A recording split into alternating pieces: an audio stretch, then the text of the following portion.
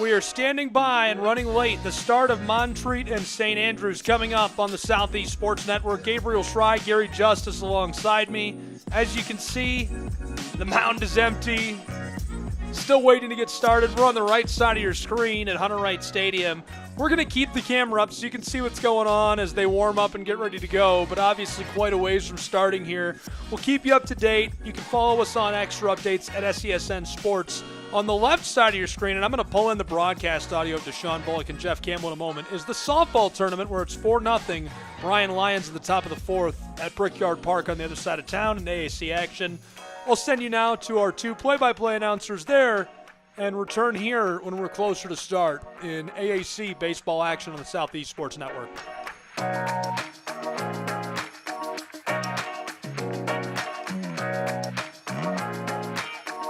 Go home. Finally gets a late start, still makes it safely. First run of the game for Columbia. And now that's going to be popped up right in the infield. That will be the put out. Maddie Lee gets that last out of the innings. So Columbia does get one run, now down by 3. You go into the bottom of the fourth. If you're Columbia College, you want to contain Bryan's offense and have another chance to get back. Make it a quick inning. Yeah, that's ideally that's the play. If Columbia comes out here, can sit Bryan down 1-2-3, then Koalas have a lot more momentum. And we will find out after Bryan will be at the top of their lineup here with Southeast Sports Network in Kingsport, Tennessee.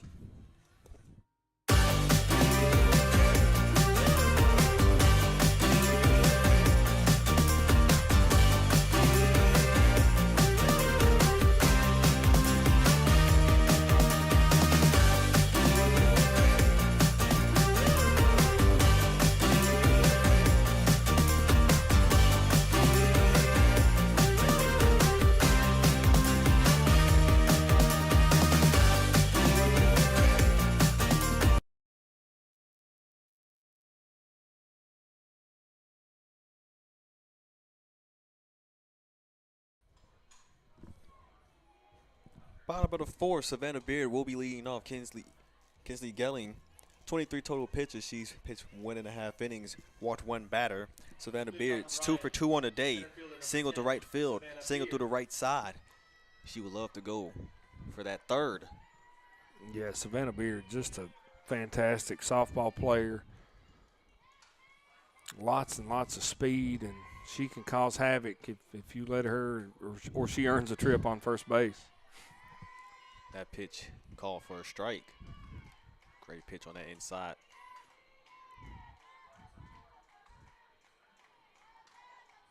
Now going for this next pitch. Skelling. This Beard pops that right in the center. That will be put out for the first inning. Great concentration in the center field by Hampson. Yeah, that was a great pitch from Gelling, too, knowing that Beard likes to, slap hit, likes to just put it in play.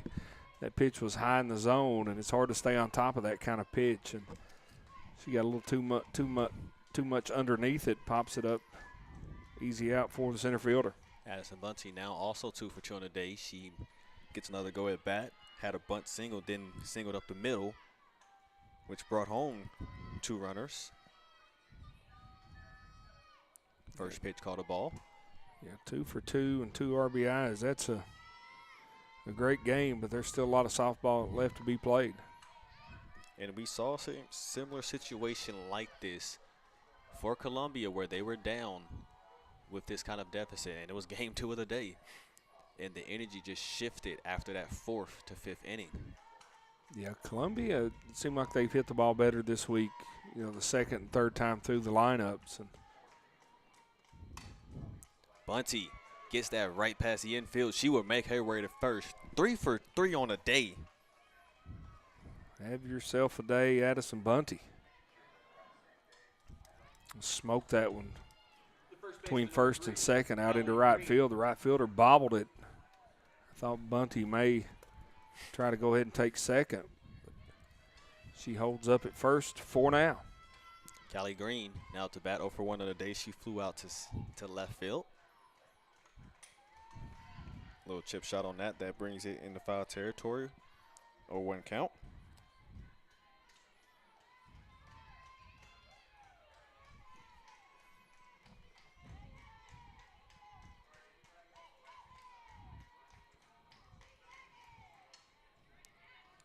Now Gelling, next pitch.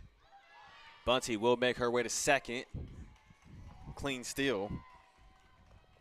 Yeah, that was just she had a great break on the ball, left as soon as Gelling released it, and picked a great pitch to run on, but man, she was safe by a mile. And with how that pitch was, it was going to be really tough to try to time that pitch to go. But what a great hit from Callie Green. Bunty's going to make her way home, bring in another run. So Callie Green safe at second. Bunty home, another run scored. Yeah, just a great base running by Addison Bunty. Had the single, stole second, and a nice hit by Green. Just a routine play to left field, and she legs it out for a double, knocking home Bunty from second. Great hitting, great base running by the Bryan College Lions. Bryan College now 8 hits.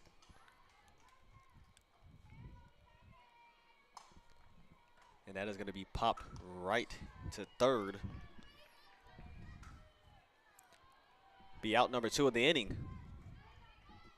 Yeah, hard hit ball on a rope right at the third baseman.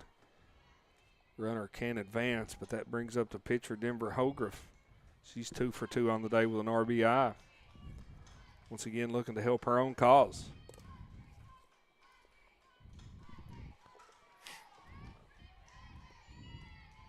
That first pitch called a ball, 1-0 count.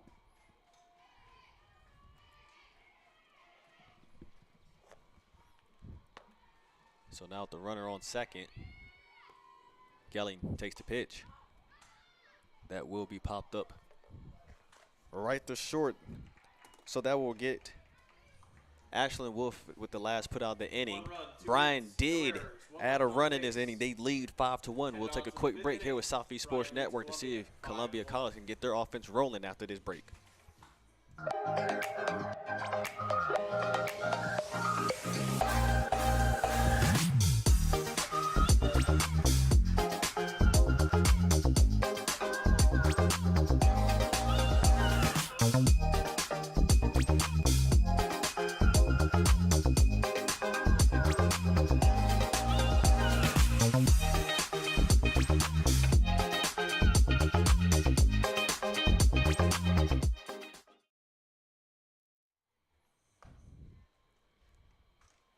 Madison Cheek will be leading off top of the 5th. Denver Hogriff will return to the circle. 47 total pitches, 4 innings of work. 1 earned run. Bryan leads 5-1.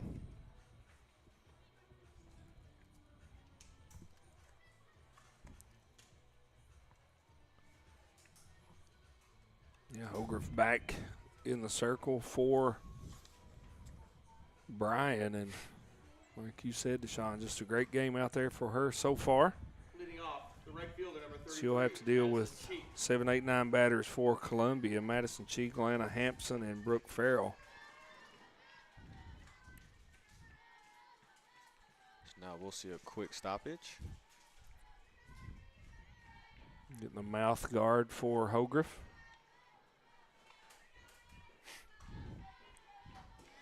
And now we open the top of the 5th. Hogriff will look to take this first pitch. Cheek gets contact that will be popped right into the infield. First out of the inning. Great way for Maddie Lee to camp under that. 3 out of the 5 innings as they've began, Hogriff has had 1 pitch outs. Yeah. So that's keeping her pitch count down and making her defense have to work a whole lot less. Got some contact on that. 0-1 count. Lana Hampson so far 0 for 1 of the day. Had a 1-3 put out last at bat. Pretty change up Wow. from Hogriff. And she knew it too. Yeah, that's one of the ones when you're a pitcher. It's hard not to celebrate that. That is a well-executed changeup from Denver Hogriff.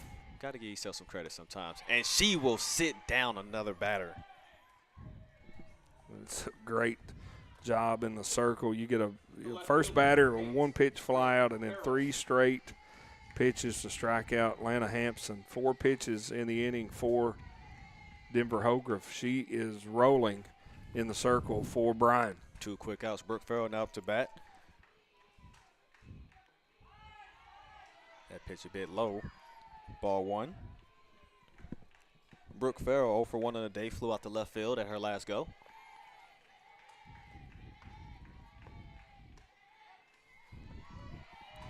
That pitch a bit on the inside. 2-0 count. Yeah, missed with the first one a little low. That second one a little inside. Is now Schaefer all the way to first. 3 up, 3 down. Columbia College unable to get the bats rolling this inning. We go to the bottom of the 5th, and we'll see if Bryan College can continue what they're doing here on Southeast Sports Network in Kingsport, Tennessee.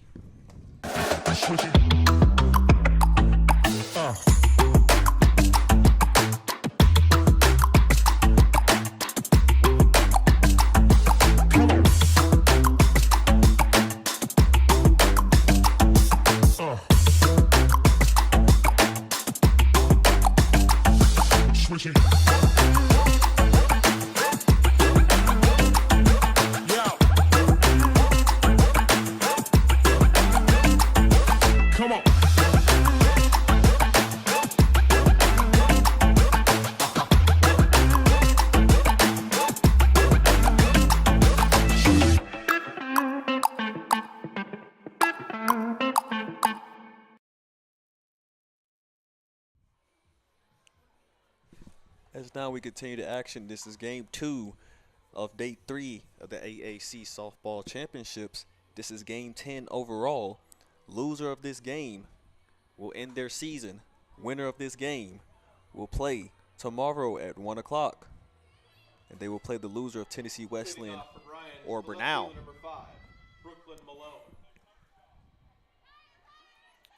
And if Bryan can hold on to win this, and you know, you just not really trying to forecast a whole lot, but what a matchup it would be to see Bryan and Brenau play again. That was a dandy softball game yesterday, and Bryan comes out today and rolling a 4-1 lead, moving to the bottom of the 5th. And sometimes when you see those matchups earlier in the conference tournament and somehow you get to get them again, that is the beauty of the tournaments, especially with how the format is that although you don't want to lose at all in a tournament, when your back is against the wall and you can get it go with the previous opponent, sometimes it does make it even better. Brooklyn Malone smoked that, but that is a great throw out at short from Ashlyn Wolf. What a play. The ball was deflected off the glove of the third baseman, Wolf. Johnny on the spot picks it up to retire Brooklyn Malone. 1 out on the board. Maddie Lee now up to the plate. She was walked at her last at bat. Pitch a bit low, 1-0 count. Kinsley Gelling, now 2.5 innings pitched, has walked 1 batter, 37 total pitches.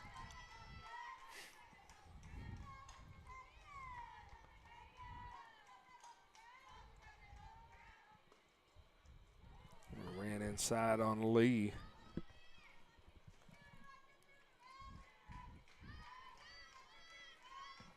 So now 2-0 count, one on the board. Gelling takes this next pitch. Maddie Lee gets that right in the center field. Great concentration in the center from Hampson. 2 away.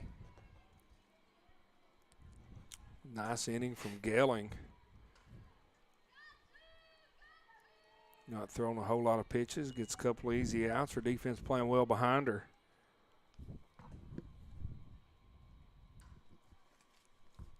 Seems like we might have a pinch hitter. Actually, we won't.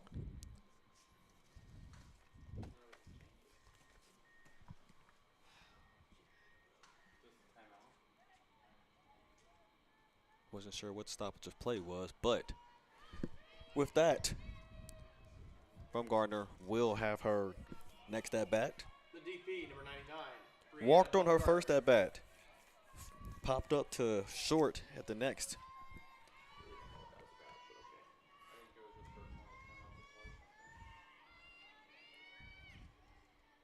Now she'll take the pitch, a little bit outside. 1-0 count.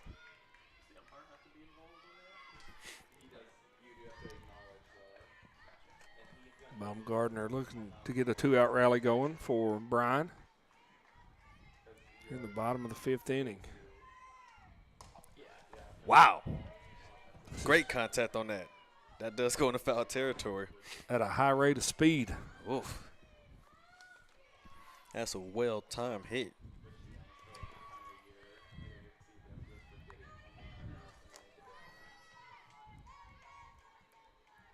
Baumgartner, a tough out. Now Gelling takes this pitch. Pretty pitch from Gelling. 1-2 count, 2 outs away. Pulled the chain on a changeup of her own. Had had Baumgartner fooled way out in front of that one.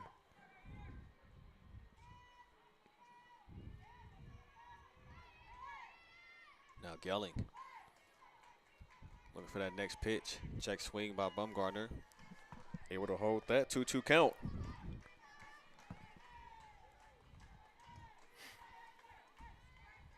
Yeah, Baumgartner wanted that one. A lot of discipline to hold up.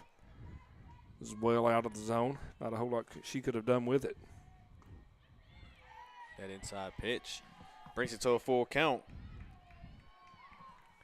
Yeah, there was a screwball from Gelling running in on the hands of Baumgartner. Just inside.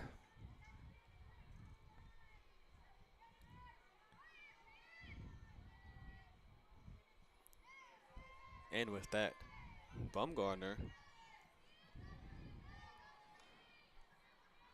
is supposed to be making her way to first unless we miss something up here upstairs. But I think the umpires have understood that that was a full count, so she is supposed to be walked to first.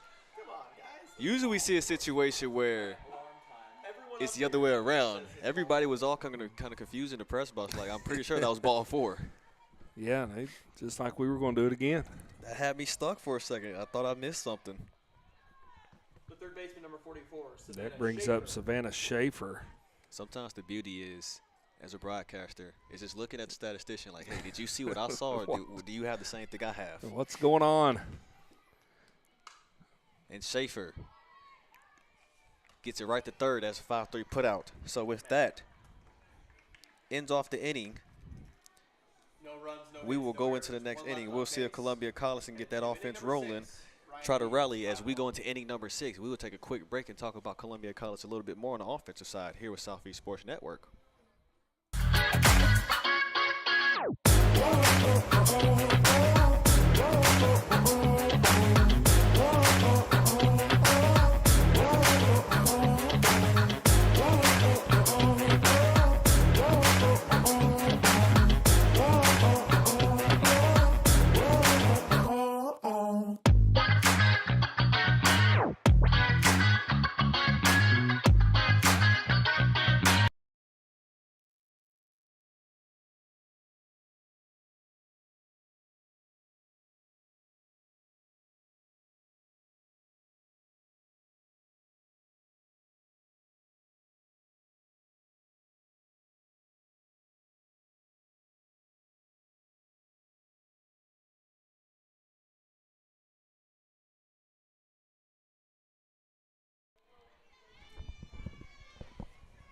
Top of the 6th, Ashton Wolf now will be leading off 0 for 2 on the day. Jeff, if you're Columbia College, the time is now. Yeah, you got to get some base runners, and the big difference in this game, Bryan they've plated 27 batters, 27 different batters come to hit for the Lions. For Columbia, only 18. So the more hitters that come to the plate, the more chances there are to hit, the more chances they are to score some runs, and that's what Bryan has done, and currently hold this 4-run lead here in the top of the 6th inning. So if that last pitch was called a strike, now the 2-1 count.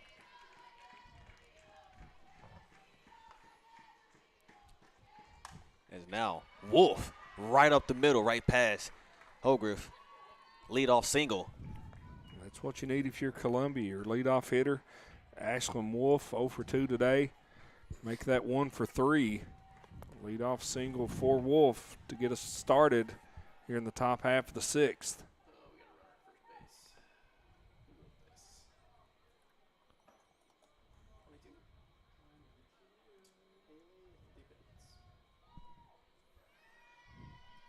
As now we have a pinch runner on first. Number 22, Haley Liebitz, freshman out of Marion, South Carolina. Second baseman, number 13, Maggie Hins.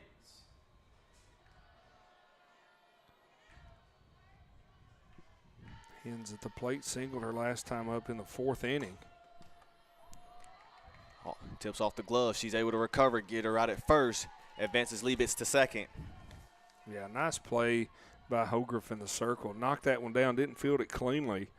Had to chase it down, picks it up, tosses it to first to retire Hins for the first out. Baseman, number 12, Aaliyah Crawley.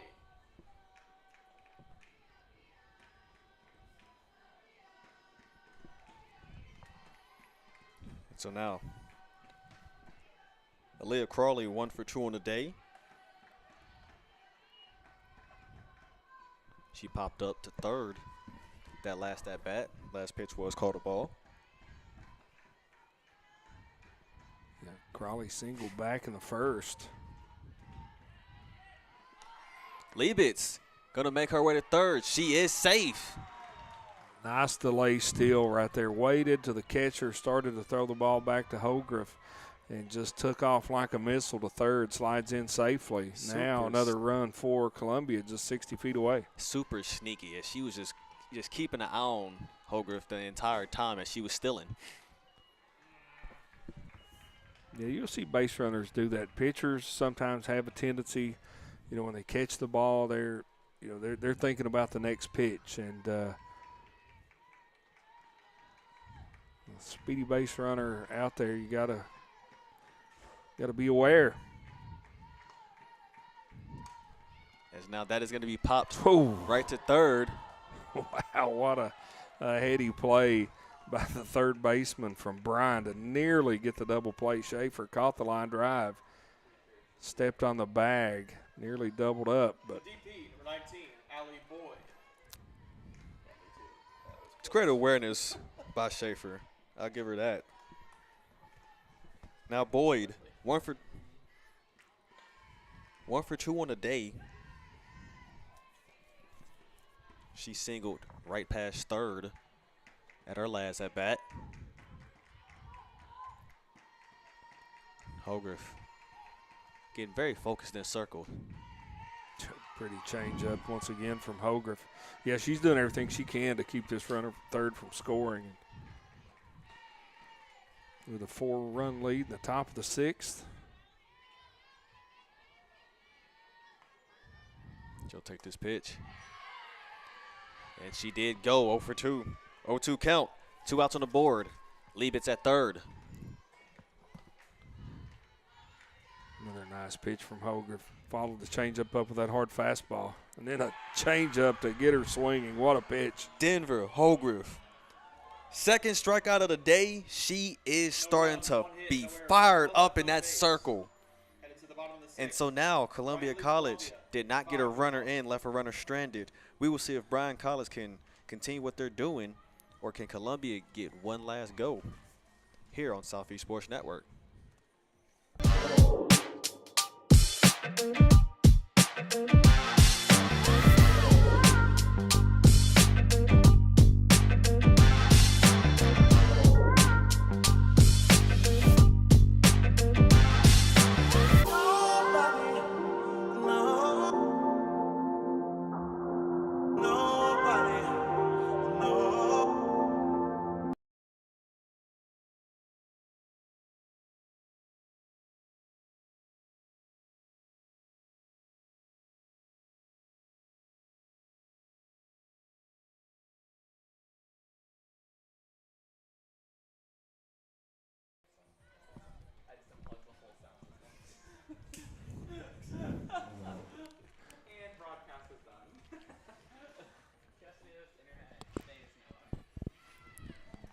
bottom of the 6th action.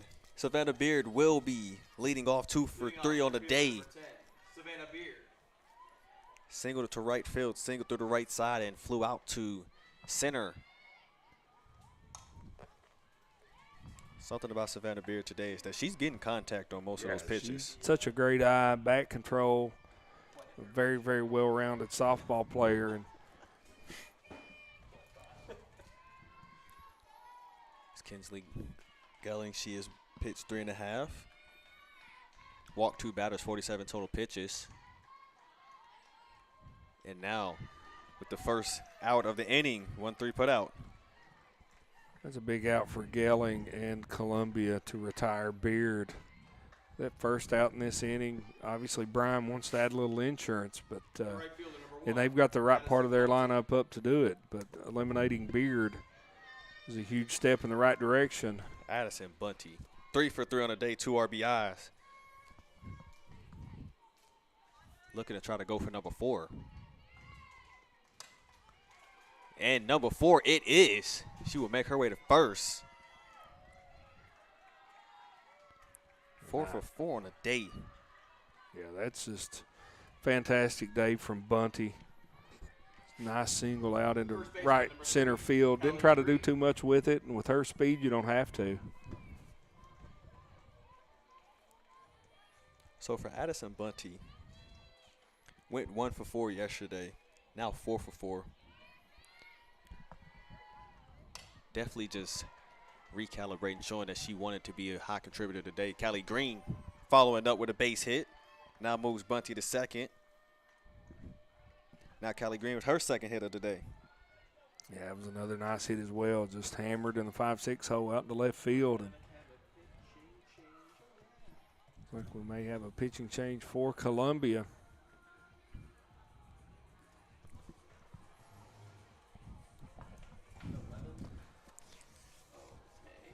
And that will be number 11, Bailey Strickland, who is a senior out of Lower South Carolina.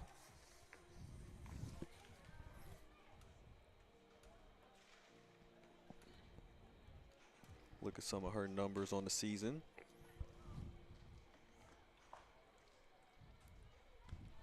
New pitcher for Columbia, number 11, Bailey Strickland. Strickland comes into this one. She'll inherit 2 runners, one on first, one on second. Bailey Strickland, she's made 5 appearances so far, started 1 game on the season, ERA of 2.25, struck out 5 batters.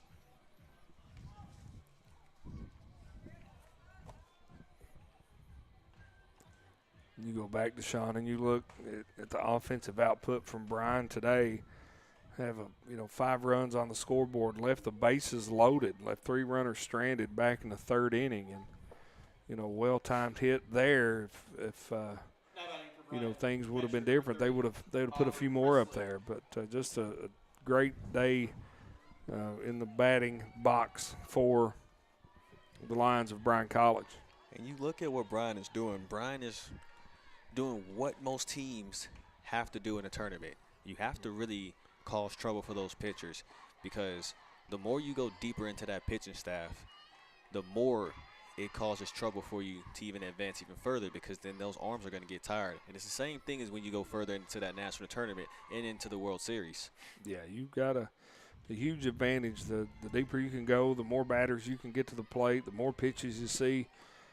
All that is in favor of the offense, and you're seeing that with Brian here early this afternoon.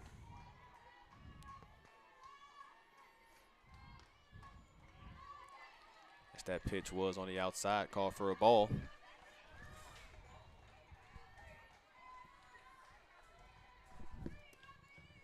Now, 3-0 count. You got Green on first, Bunty on second, 1 out. Presley 0 for 3 in the day, 1 RBI. Presley now makes her way to first as she was walked. Bases are loaded. 4-pitch walk puts Presley at first, Green on second, Bunty on third. Bases full of lines with only 1 out here in the bottom of the 6th inning. And we will see a pinch runner for Bryan College. That will be number 2, Jade Richards. senior outfielder from Knoxville, Tennessee. Pinch running at first base, number 2, Jade Richards.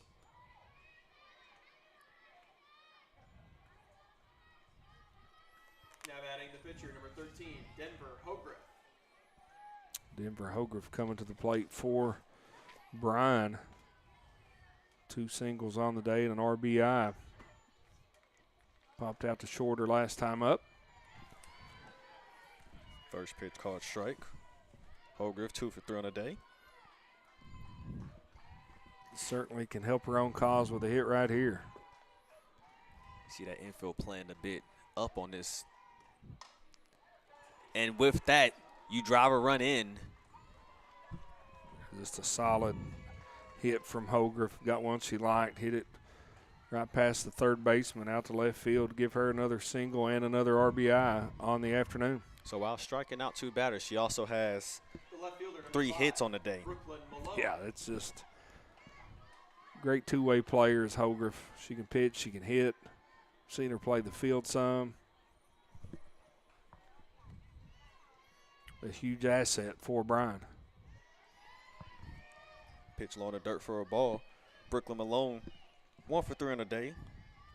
She had that double on the left field line earlier.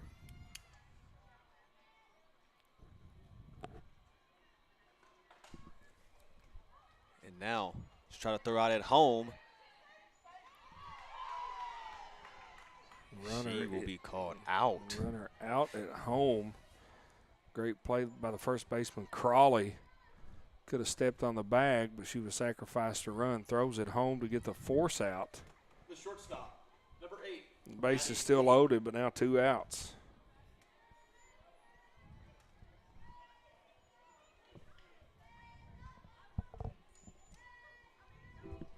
So 2 outs on the board. Maddie Lee up to bat, 0 for 2 on the day. Still got bases loaded. 6-1 is your score. Bryan is leading.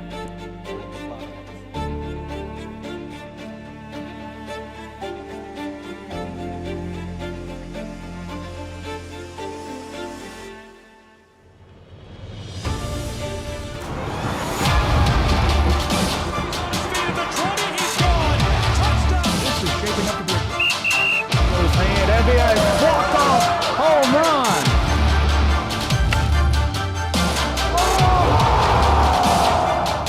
Getting underway for it. This is it. They have to score here. Here's a shot to the right side.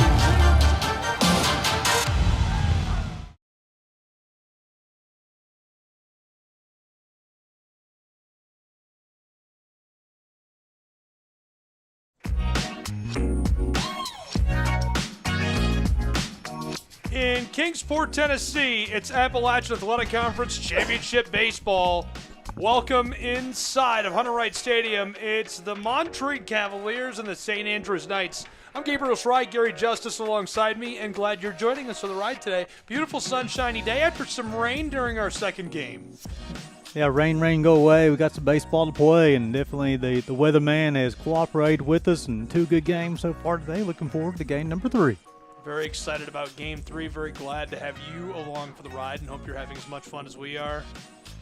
NAIA's Right Way to Play campaign. Visit NAIA.org to learn more. This one should be a barn burner, Gary. Quick thoughts on what to expect out of these 2 sides in the lineups today. Yeah, anytime you get in a situation where you're playing an elimination game, it's all hands on deck. You play as aggressive as possible. St. Andrews lost a contest yesterday, a 3-2 decision. Of course, they're playing for their program, their school, which will be shutting down next week, so they're playing with a little different pride. And, of course, you have the Montreat Cavaliers who know how to swing the bat, so it should be a good matchup between the St. Andrews Knights and the Montreat Cavaliers. Love the look of these guys. They are having fun with the camera down there. And on the other side, the dugout. These 2 programs about ready to go. We're about ready to go. College baseball will start shortly on the Southeast Sports Network.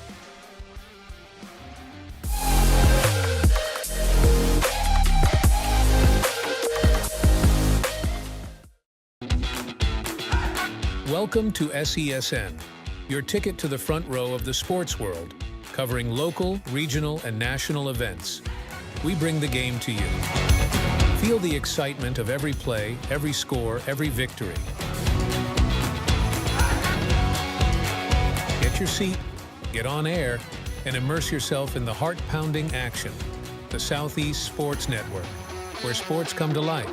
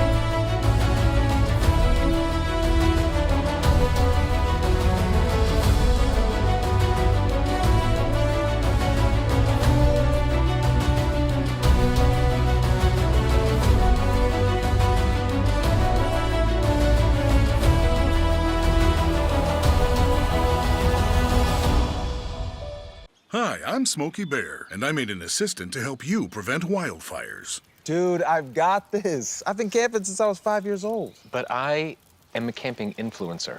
You know what? I'll bet you $5. Okay. Assistant Smokey, what is the best way to put out a campfire? To put out a campfire, drown with water, stir, drown again. Then make sure the fire is out cold by feeling with the back of your hand. Wait, really? I'll take the $5. Hi, I'm Smokey Bear, and I made an assistant to help you out, because only you can prevent wildfires. Hey, Assistant Smokey Bear. Call me Papa Bear, because I'm grilling up dinner. Do you get it? Yes, good job. So, what should I do with all these coals? Don't just toss them out. Put them in a metal container because those embers can start a wildfire. I understand. The stakes are high. Ha ha ha ha. See, Smokey thinks I'm funny.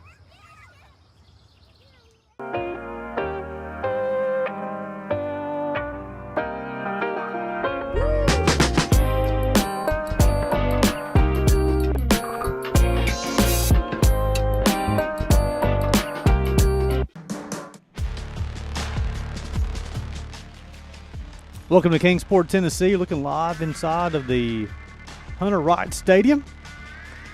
Southeast Sports Network, Gary Justice, Gabriel Shaw bringing you today's action. Elimination game number 2 of the day.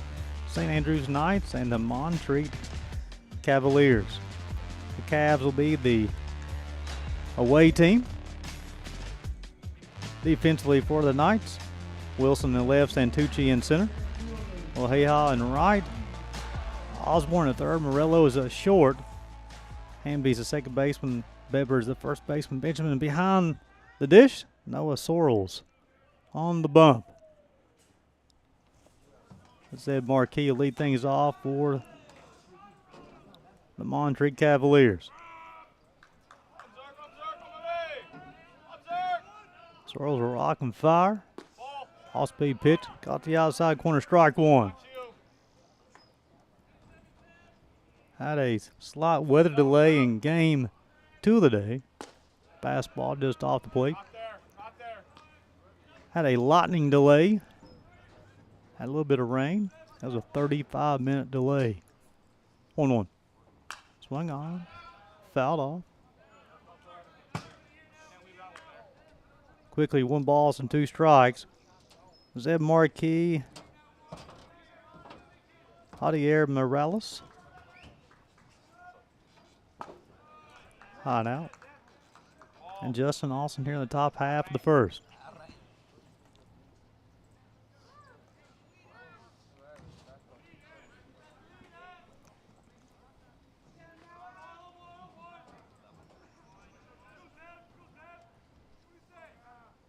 Swung on, hit to the third baseman. Nice play.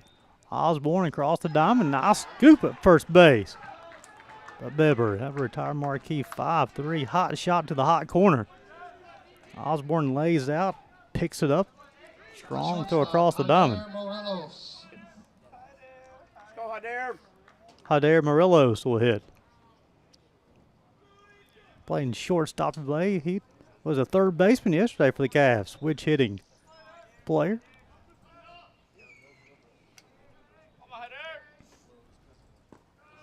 Off-speed pitch be Hyder Morelos, then Justin Austin, and Blake Watts.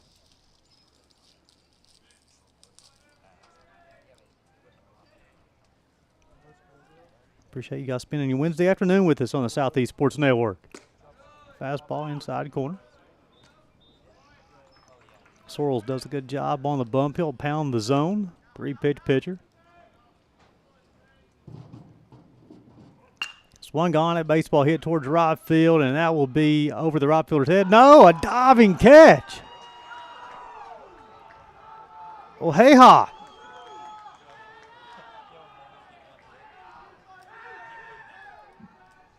The right fielder, Justin Austin. Able to make the play in right field, bringing Justin Austin, the right fielder.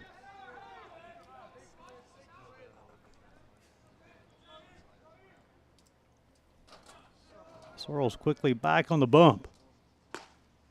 Inside corner. 3-pitch pitcher. He'll use his breaking ball as his out pitch. Swung on at baseball hit towards left center field gap, and nice job by Caden Santucci to make the play. You know, retire the Cavs in their half of the first. If you go to the bottom half, it's Morelos, Santucci, Wilson. Watch college baseball, Southeast Sports Network.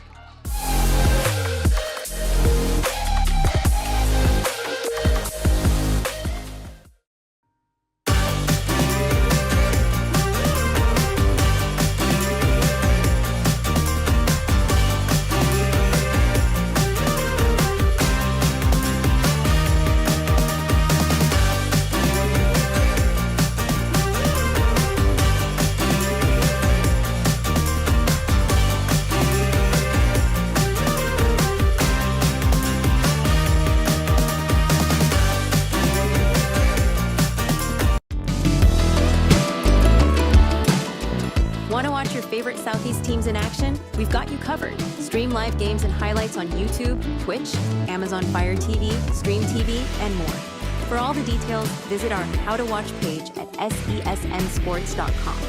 It's your one-stop guide to catching every play, every time, wherever you are. The Southeast Sports Network, bringing the game to you anytime, anywhere.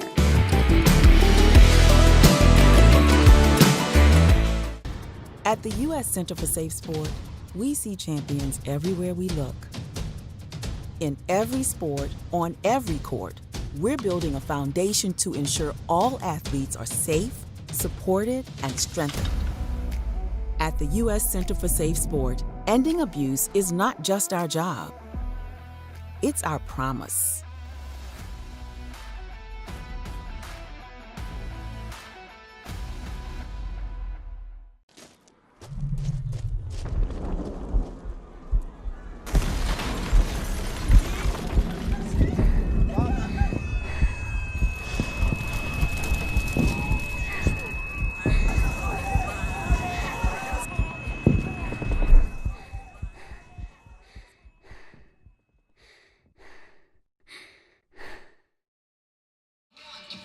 Welcome back to Kingsport, Tennessee. Appalachian Athletic Conference Baseball Tournament 2025 edition. Gary Justice, Gabriel Schraub bringing you today's action. Ryan Hendrickson will get the call today for the Cavs. Setting them defensively in left field will be Watts. Marquis is in center. Austin's in right. Moore's at third. Morelos is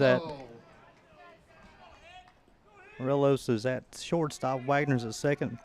Buellport's at first. Davis behind the dish. Cesar Murillo, shortstop, will lead things off. First pitch swung on. Baseball hit toward the right center field gap. First pitch swinging.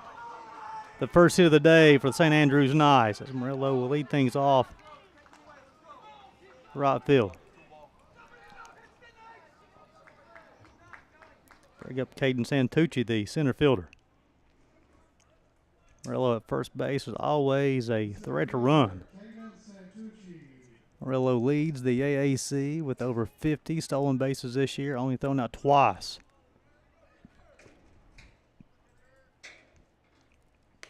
First pitch, was he able to hold the swing? No, he wasn't. No balls and a strike. Santucci, then Aiden Wilson.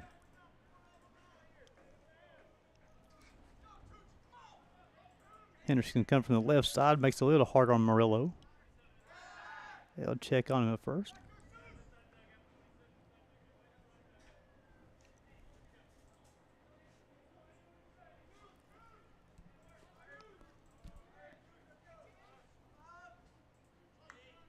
Oh, 1. Fastball, high and in. Murillo, first pitch swinging. That thing started for St. Andrews Knights.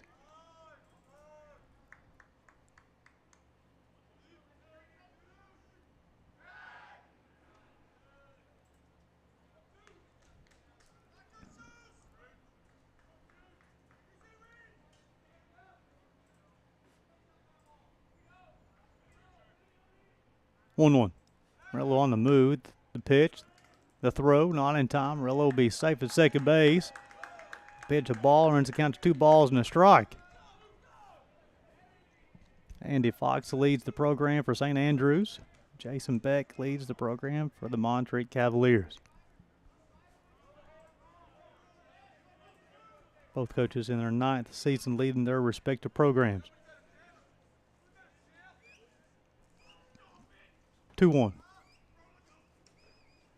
Swung on, hit to the shortstop, Hillfield. Throw across the diamond in time. That retires Santucci 6-3. Nice job of Murillo's to get the baseball, look Murillo back to second base, then get the out of first base. Bring up Aiden Wilson, the left fielder.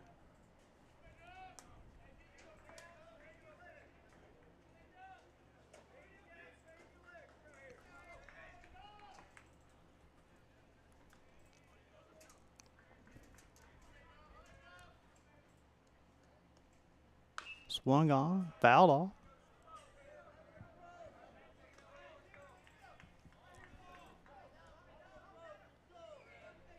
Previous game this morning, and actually it was a noon start.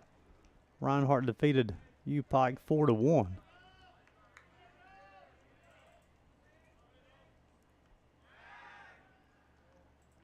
This morning, 9 o'clock ball game, the first elimination game of the AAC tournament.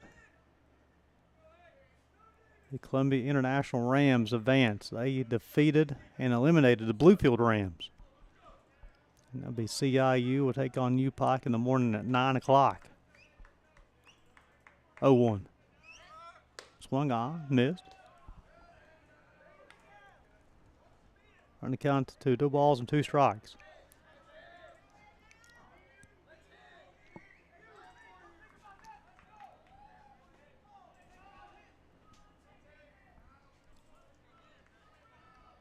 Shorten the swing, see if we can hit this baseball to right field. Change up, just miss. Henderson. The term is called soft tossing lefties. And he won't light up the radar gun, however. He'll keep you off balance. He gets hitters out. Number 12 on the bump. Swung on, fouled off. He'll get a lot of those swings there. He gets hitters off balance, come on that front foot, and then just rolling that wrist over. Pop-ups out of the play.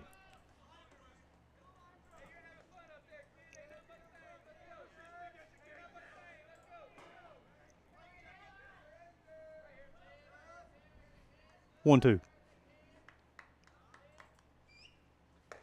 Outside, 2 balls, 2 strikes. Josh Zambito, the DH for the Knights, waits patiently on deck for his opportunity to hit. Of course, Murillo is always a threat to run at second base. Wagner trying to keep him close.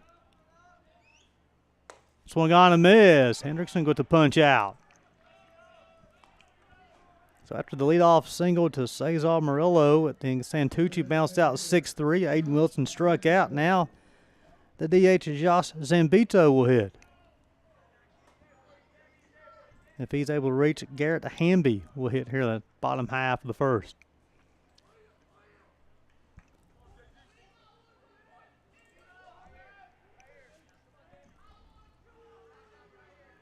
Morello's on the move, swung on, popped up.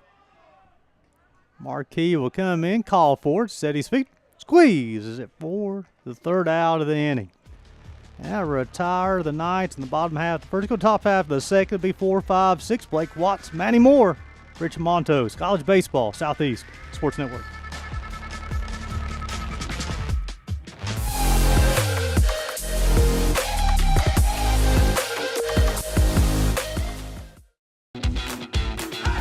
Welcome to SESN, your ticket to the front row of the sports world, covering local, regional, and national events. We bring the game to you. Feel the excitement of every play, every score, every victory. Get your seat, get on air, and immerse yourself in the heart-pounding action. The Southeast Sports Network, where sports come to life.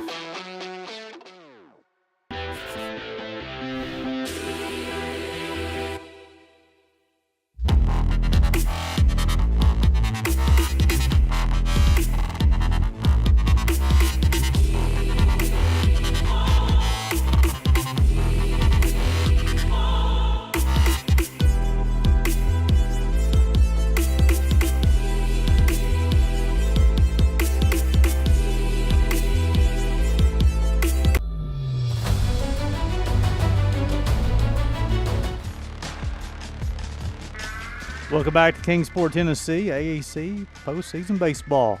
Gary Justice, Gabriel Schreier, Southeast Sports Network bringing you the action. Noah Sorrells will toe the rubber for the second time today in his inning of work so far. 2 flyouts, a ground out through 10 pitches, 7 were strikes.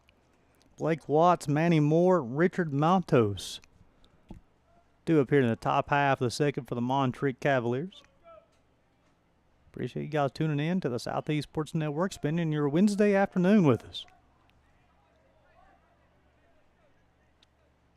First, rocks, fires.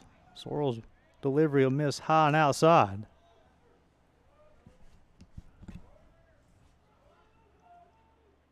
One-0. Just missed. 2 balls, no strikes. Umpire crew has been solid all week long. A lot of familiar faces from last year here. Swung on, hit to the second baseman, Hamby Hillfield, set his feet. Strong throw over to Bibber. In time to retire Blake Watts 4-3. Bring up Manny Moore, third baseman.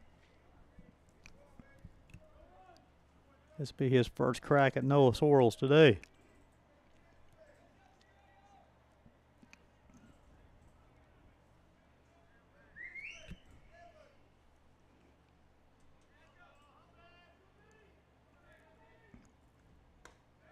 Fastball in. If you're a softball fan, the AAC softball tournament available on the Southeast Sports Network. Breaking ball, caught the outside corner. Even kind of the ball on the strike, Sorrells has confidence through all 3 pitches at any time in the count. Done a good job of pounding the zone today early. Swung on, fouled off. That was a baseball slicing foul. Runs count to a ball and 2 strikes. Moore. Well, now he'll change his approach ever so slightly. He'll choke up on the bat a little bit. He'll expand the zone. Try to fight as many pitches off as he can. Off the plate. 2 balls, 2 strikes. Nice job of Benjamin behind the dish. Giving his pitcher, he shifted to the other batter's box, trying to work the black of the plate. Swung on it, baseball hit down the left field line. That will be a fair ball off the Domtar packing sign. And Moore will sashay into second base with a one-out double. Nice job keeping his weight back, kept his hands through the baseball, and drove it to left field. I'll bring up Richard Montos. Montos, a tall cup of water. He had an opportunity, had a pinch hit appearance last night. 3 home runs on the season. Beat Montos and then Buellport.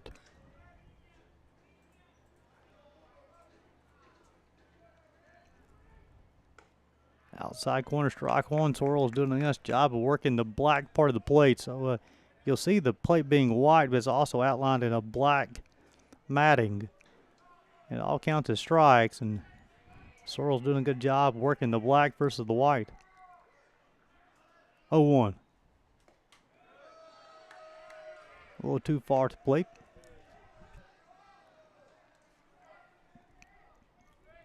Any kind of ball and a strike.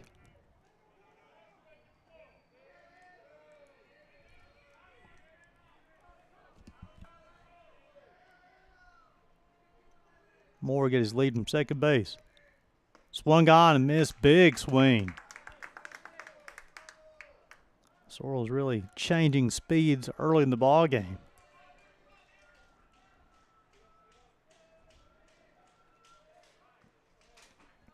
Ball and 2 strikes on the DH for Montreat. Off the plate. Evens the count, 2 balls and 2 strikes.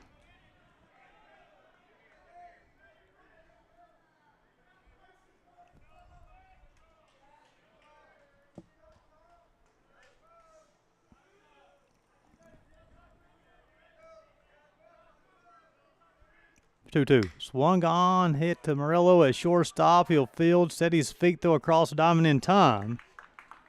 Retires Montos 6-3.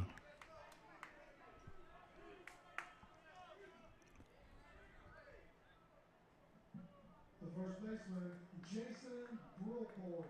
Jason Brulport be the hitter, the first baseman. He'll hit with 2 outs. Runner on third base. Watts bounced out 4-3. Moore double down the left field line. Montos just bounced out 6-3. First pitch swung on, fouled off.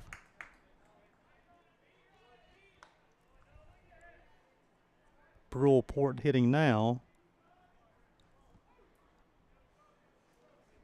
And Wagner will hit after him.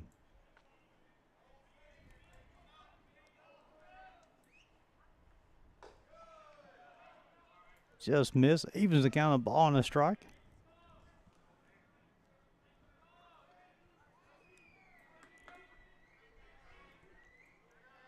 Sorrells will work out of the windup. 1-1. Off speed, 2 balls and a strike.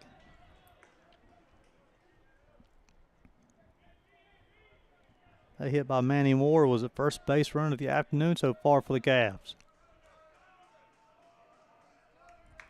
2-1. Swung on, hit down the right field line, hooking foul. Still a lot of left-handers do. They'll drop that bad head and are able to pull that baseball. It's hard to keep that thing fair, though, when you drop the hands, the bad head. 2 balls, 2 strikes, 2 outs. Deuces wild in the top half of the second. Sorrells will rock and fire. High and in. That fills up the count.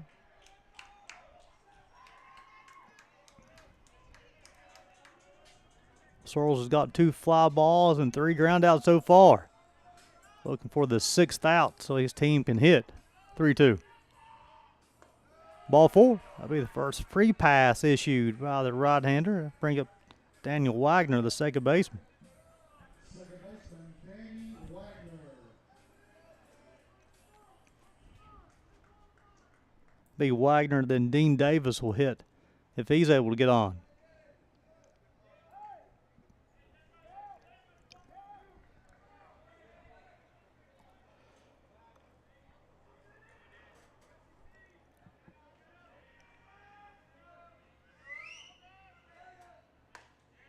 Caught the outside corner.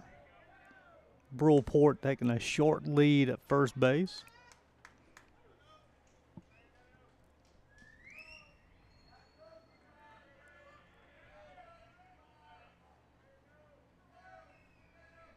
0-1. Caught the outer part of the plate. He was runs the count to no balls and 2 strikes. Wagner didn't even get out of the batter's box. Stayed right there. He's locked in, ready to go. Choke up on the bat ever so slightly. Tried to put the baseball in play. 0-2. Delayed steal. This will be a first and third. Moore will score, and they'll tag Brewport out, so it worked effectively. So the Cavs will lead this one 1-0. Wagner will lead off the next inning. That'll retire the Cavs in their half of the second. So we go to the bottom half of the second. It'll be Hamby, Beber, and Osborne. College baseball, Southeast Sports Network.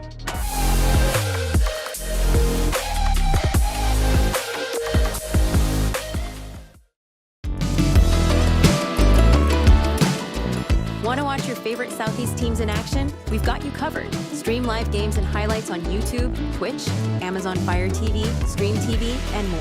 For all the details, visit our How to Watch page at sesnsports.com. It's your one-stop guide to catching every play, every time, wherever you are. The Southeast Sports Network, bringing the game to you anytime, anywhere.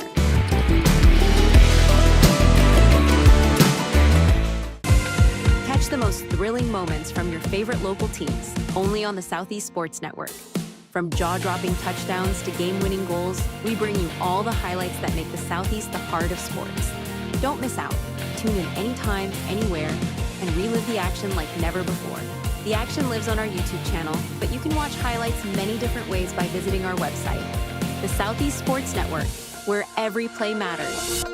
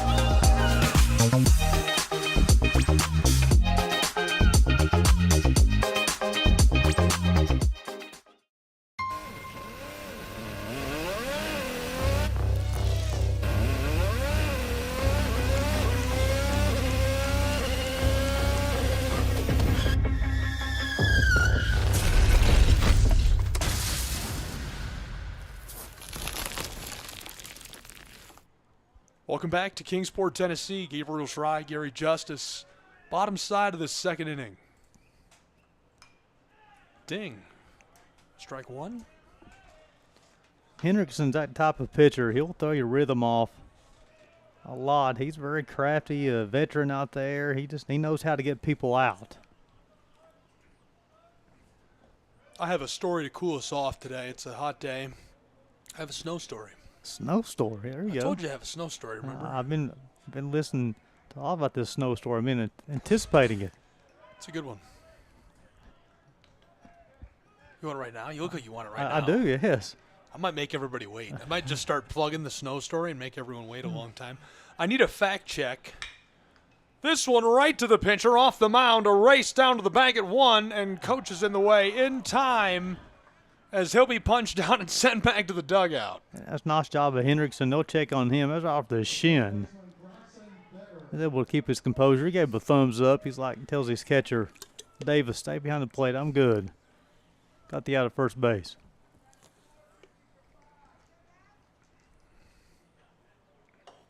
So I told a couple stories during earlier broadcasts that I know some of you were with us all day, and we really appreciate that. NAI Ball, thanks for being with us. Uncommitted Recruits of America, thanks for hanging out with us last night and today. We appreciate that. Big shout out to you. So many fans from around the conference and around the country have been hanging out with us. So you've heard a few of my zany stories. I told one about no Subway. Jim Deere was the head coach at Adrian College at the time. Jim, I'm sorry. It was a great story, Jim. I just want you to know that's like one of the highlights of my life, him being mad and then no Subway for you guys. Ian, my buddy, my roommate from college, was the analyst on our radio broadcast for college football. It's Adrian, a D3 school in Michigan. The AD there is one of the great mentors I've ever had, Mike Duffy, and he made the mistake of giving us microphones and airtime. And, man, did we have a blast. We went to Lakeland with them, and it was a horrible last-second loss for Adrian.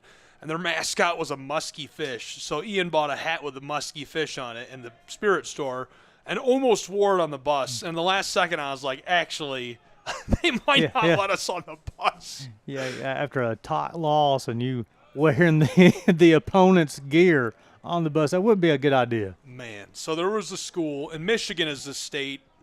It's hard to describe how large Michigan is.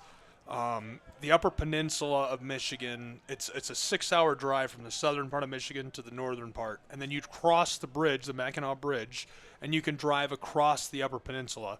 So it was about a 12-hour drive from Adrian to Finlandia University, which was still in the state of Michigan, and it was right up. It was by Copper Harbor in the very northern part. So we drove up there in September overnight for a 3 o'clock kickoff, and we got like 2 inches of snow while we were broadcasting, and we were outside. So I want you to imagine 21-year-old Gabe and his college roommate taking our jackets off, and we had dressed for weather, 9 hours south, so it was about 30 degrees cooler. We're right on Lake Michigan. Chopper to the left, controlled, sent across, over to one, and this is in time. Back to the dugout he goes, 2 away. We were planning on it being about 30 degrees warmer. We took our jackets off, and we have them laid across the radio equipment, and we're trying to carry the broadcast shivering. I'm miserable. My teeth are chattering on air. We could use that weather right now. It's kind of hot here.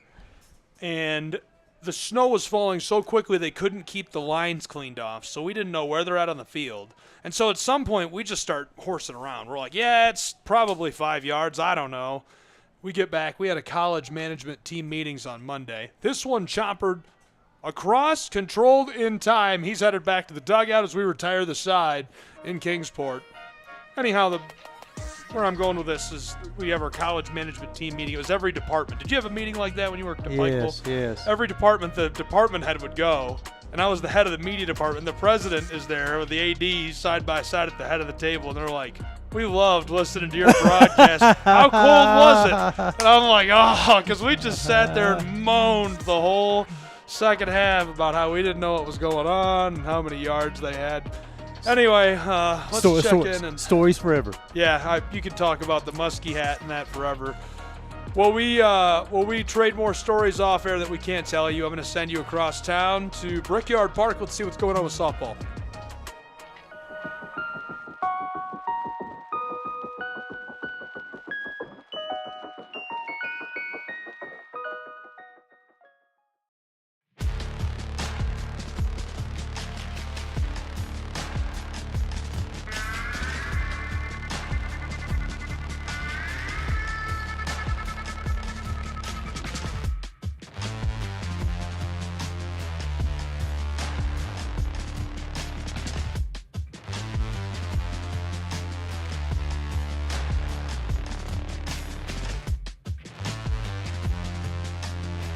Batters for Johnson.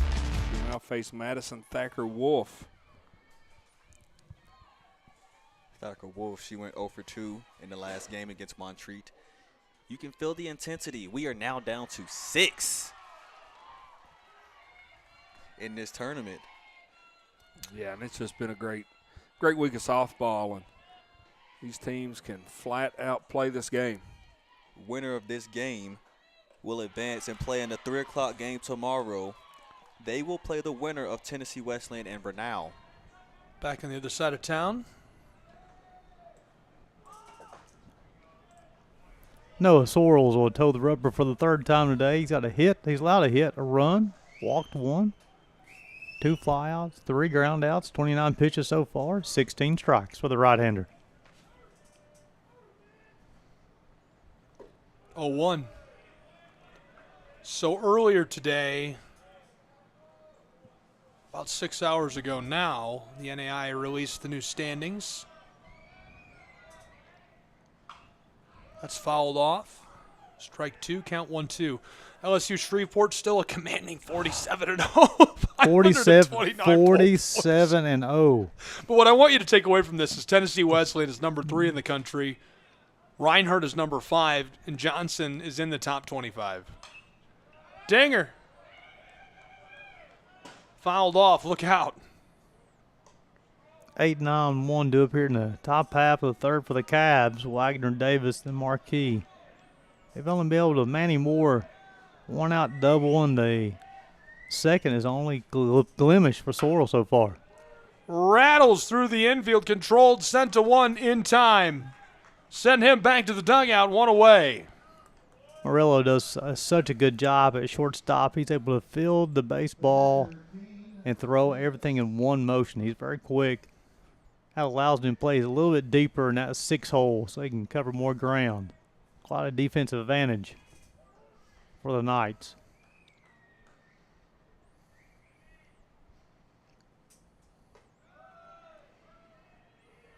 Davis is the catcher for the Cavs.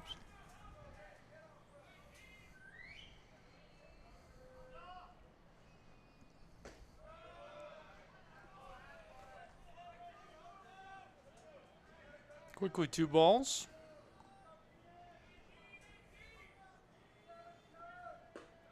(2-0). Bates the corner. Yeah, nice job of pounding the zone. Sorrell's quickly back on the rubber as well, ready to go. With 1 away, 2-1.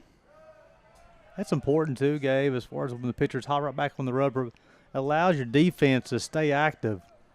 You have pitchers who take their time. It allows your defense to relax too much.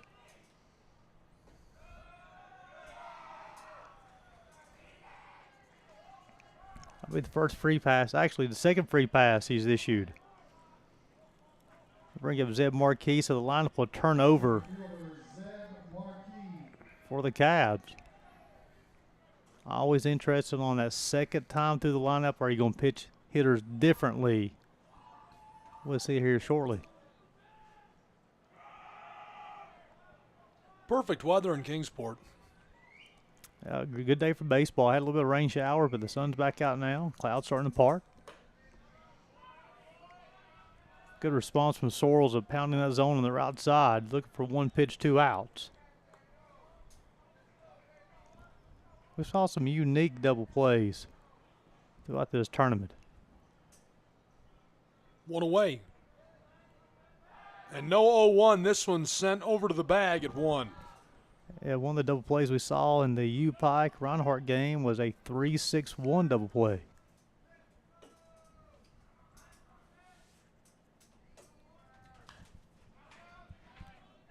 That one's fouled straight back.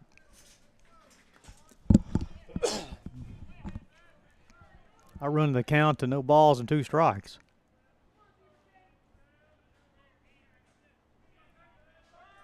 Quick move, not in time. Marquis and the Morelos.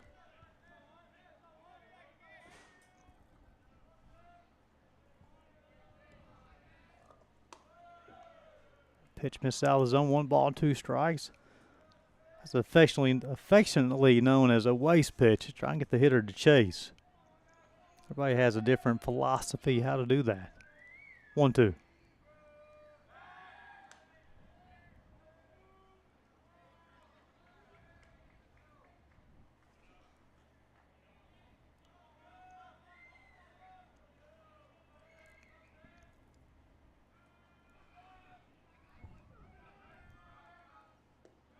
Break the ball off the plate. Runs the count 2 balls and 2 strikes.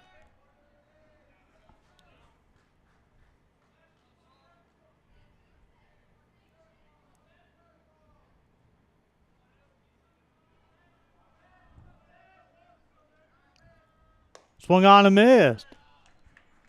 That will be the first strikeout of the afternoon for Noah Sorrells. Javier Morelos will hit.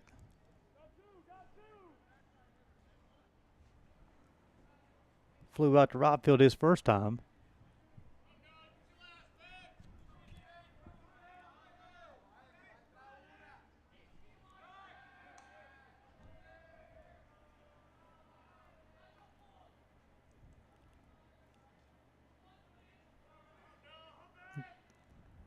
think we have a runner for Davis at first baseman, just trying to get the number.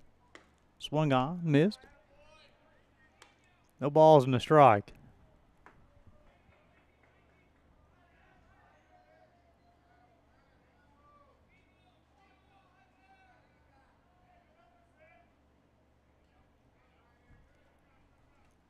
Swung on, it'd be a base hit.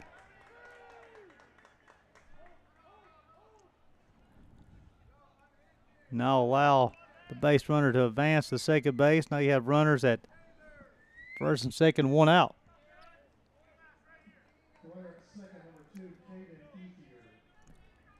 So Aethier's running for Davis.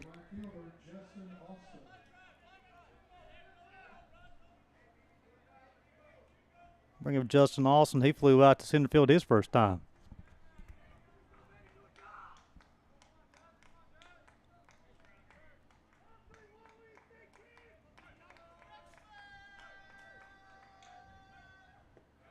Off-speed pitch.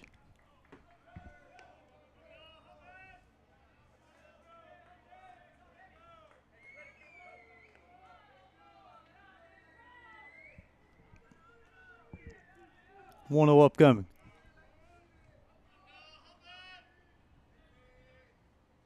Swung on, fouled off. Evans got 1 ball, 1 strike, so you'll have Morelos get his lead from first, Aethier from second. Austin able to reach. Blake Watts will hit in the top half of the third. 1 run, 2 hits for the Cavs. No runs, 1 hit for the Knights. Noah Sorrells looking into Benjamin for the sign. 1-1. Swung on, hit to the second baseman, Hillfield. Go to the shortstop in time. And that will retire the Cavs in their half of the third. As we go to the bottom half, 8-9-1, Ohio, Benjamin, Murillo. You watch college baseball in the Southeast Sports Network.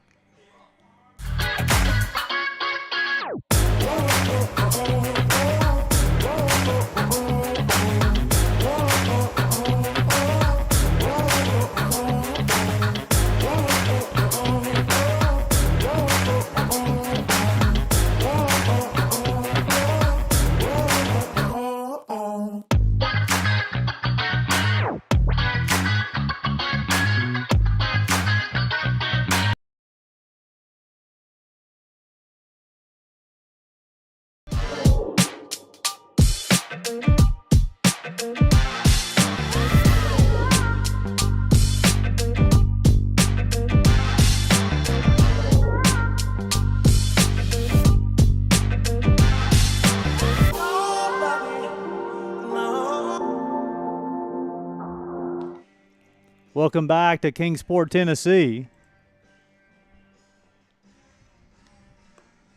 Go to the bottom half of the third inning. You're looking in at Ryan Hendrickson. He'll toe the rubber for the third time today. He's allowed a hit. Struck out 1. 1 fly out, 4 ground outs. 23 pitches so far, 15 strikes. 8-9-1. Due up for the Knights in their half.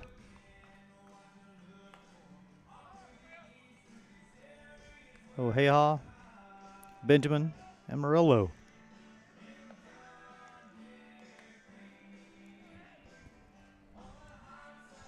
As Hendrickson will complete his warm-up tosses. Elimination game number 2 of the tournament.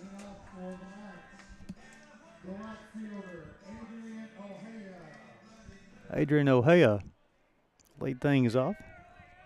Adrian Ohio, Will Benjamin, and Cesar Murillo.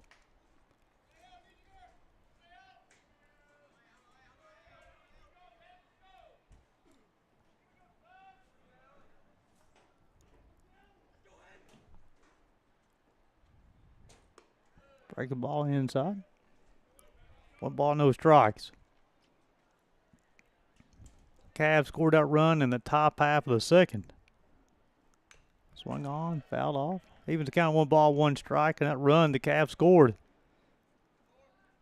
First and third, the runner from first gets caught in a rundown, trying to steal second. Breaking ball inside part of the zone, 1 ball and 2 strikes.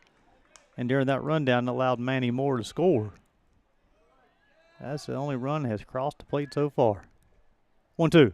Swung on, fouled off, slicing, foul.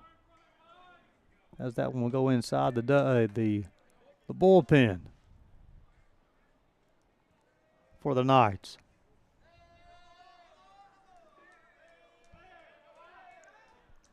One, two. Break the ball, swung on, hit down the left field line to be foul. Ohea did his best job of trying to keep his hands back as long as he could. Baseball sliced ever so slightly. Foul. Swung on, fouled straight back. Good at bat going on for the Knights right fielder. Will Benjamin waits on deck. Then the shortstop, Cesar Murillo. 1-2. Swung on, fouled off. It's off his leg. You can see him rubbing that back knee. He's ready to go. 1-2. Fastball high and off the plate.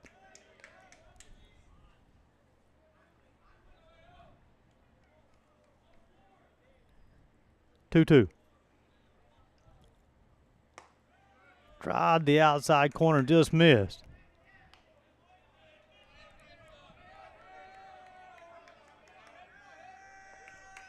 Counts 3 balls and 2 strikes on the right fielder. Breaking ball swung on, hit towards the right fielder. Austin will go back, set his feet, squeezes it for the first out of the inning.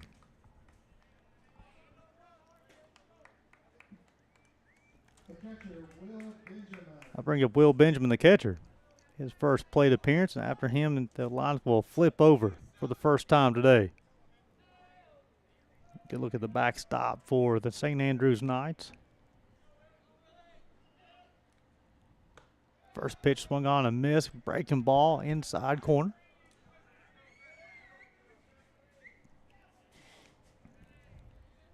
Oh, 1. Got the outside corner of the change. Quickly, no balls and 2 strikes. 0-2. Swung on, hit towards center field. Marquis will be unable to make a play.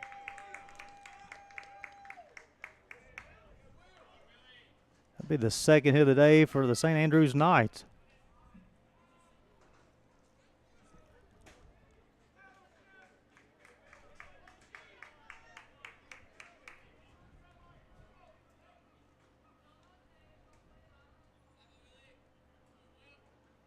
Cesar Murillo will hit. Murillo singled to right field his first time.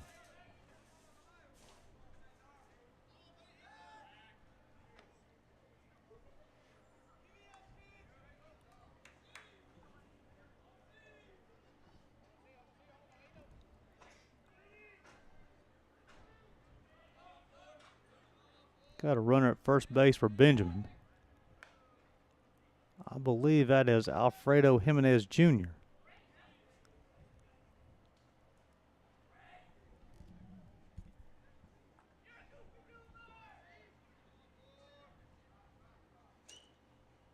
First pitch, high and off the plate. 1 ball, no strikes.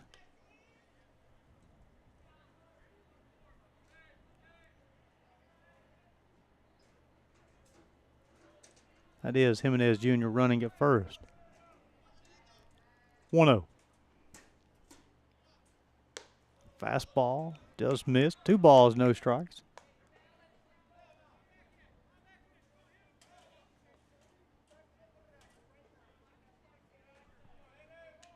Henderson will come set. Got his sign from Davis. Now he's ready to rock and roll. 2-0. Off-speed pitch. Got the outside part of the plate. 2 balls and strikes. Appreciate you guys tuning in to the Southeast Sports Network for AAC Baseball. Gary Justice, Gabriel Schra, Jeff Hubbard bringing today's action. 2-1. All the camera work you see going on, that is courtesy of Jeff Hubbard.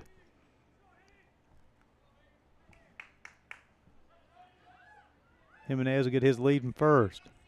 2-1.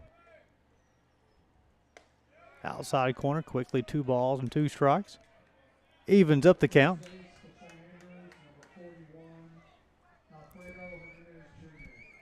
Jimenez Jr. is a threat to run at first base. 2-2.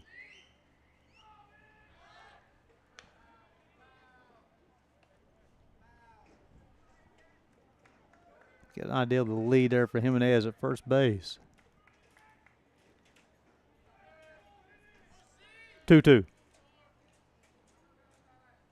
Swung on, hit down the third base line. That'll be foul. So Murillo will come back and have another opportunity, another crack at it, so to speak. Quite a battle between Hendrickson and Murillo. Santucci will follow him.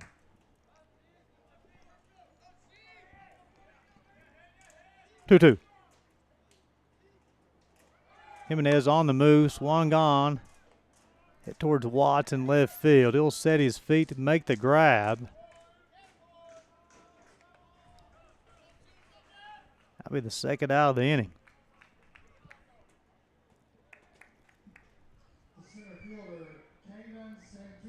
Bring up Caden Santucci.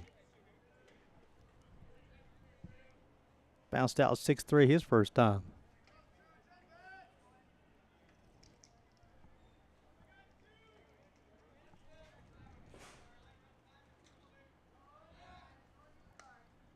Jimenez Jr. was going on that last pitch when Murillo flew out to left field. Second on his team and still is only trailing Cesar Murillo. Fastball outside corner, strike one.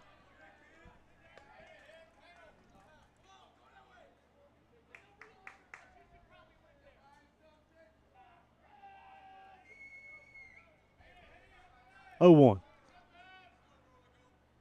Jimenez Jr. going on the pitch. It's fouled off. Now they're going to say it was not touched. It'll slide in safely at third base. So I thought it was a foul ball. So Jimenez Jr. was going on the play. So it was a straight swing and a miss. Allowed Jimenez Jr. and the baseball got past Davis behind the dish. Jimenez Jr. used his speed, go from second to third. Now no balls and 2 strikes on Santucci with a runner on third base. And he'll bounce that breaking ball.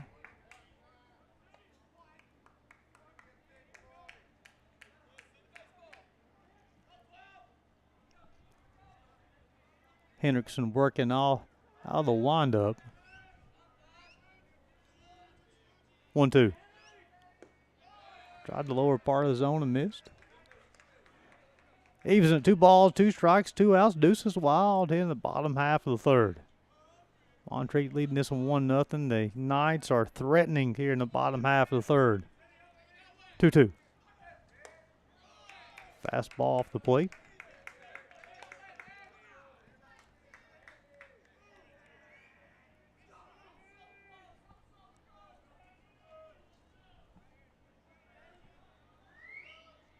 Hendrickson get his sign from Davis. Now he's ready to rock and roll. 3-2 upcoming. Swung on, popped up. Morelos will go out. He'll call for it. He'll squeeze it forward, the third out of the inning. So I retired the St. Andrews Knights in their half of the third. Threatened with a single and a couple of stolen bases. If we go to the top half of the fourth, it will be 4, 5, 6 Watts, Moore, Montos. College baseball. Southeast Sports Network.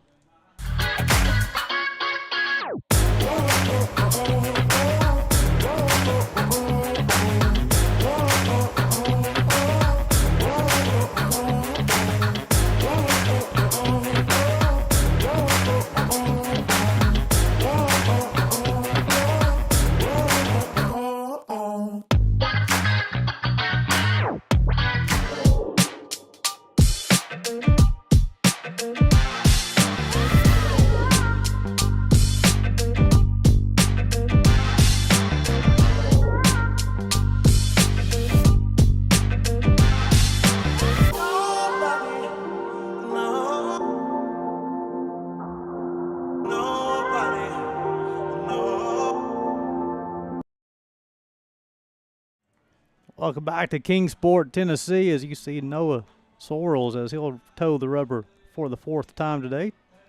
2 hits, 1 run, 2 walks, a punch out. 2 flyouts, 5 ground outs, 49 pitches, 28 strikes.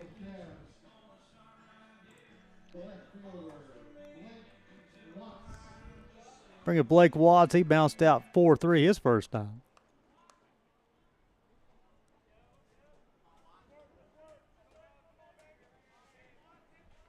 Be Watts, then Moore, then Montos.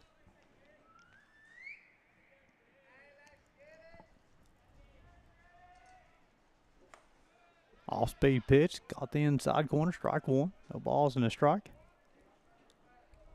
Sorrells and Hendrickson continuing the good pitching in this AAC tournament. Off-speed pitch, got him on his front foot. Nice pitch from Sorrells.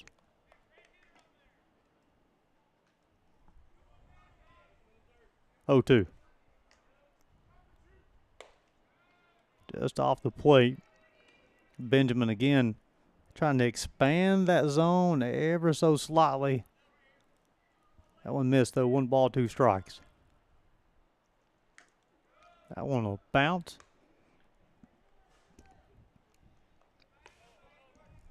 That one may have got Benjamin in his throwing hand.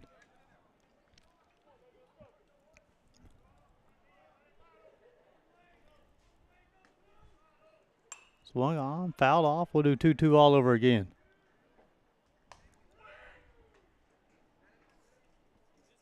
Get a good look here at Benjamin and also Blake Watts. 2-2. Swung on the first base line. Nice pursuit by Beber. However, he runs out of room.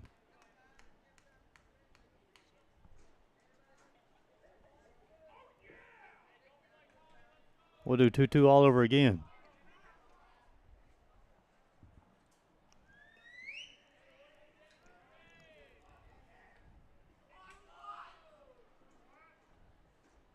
Swung on, base hit for Blake Watts, so he'll win the battle.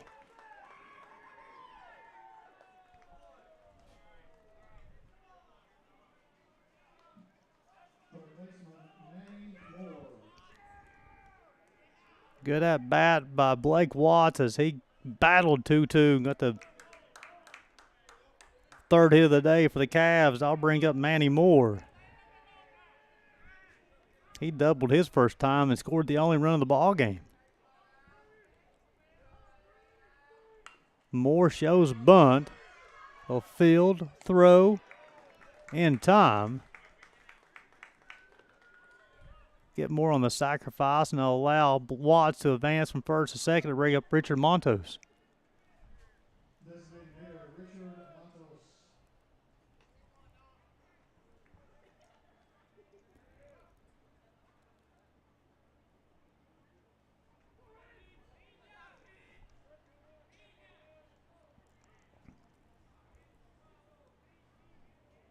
Montos bounced out 6-3 his first time. Good lead by Blake Watts at second base. Fastball inside after Montos would be the first baseman, Jason Brillport.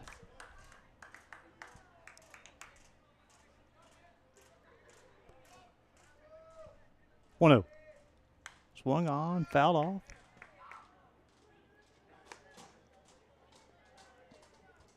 You see the coach keep on getting in the camera angle. That's Coach Jason Beck. He found the camera quite often yesterday. 1-1 upcoming. Noah Sorrells and Ron Hendrickson locked into a pitching battle. 1-1. Low. Nice ball. Nice job of Benjamin to keep it in front of him.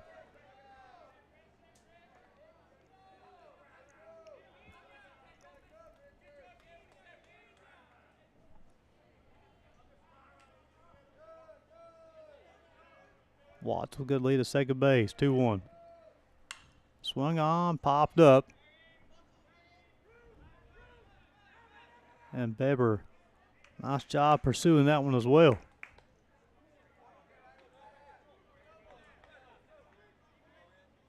Good hustle. You can see how far as we're able to follow him back from the line.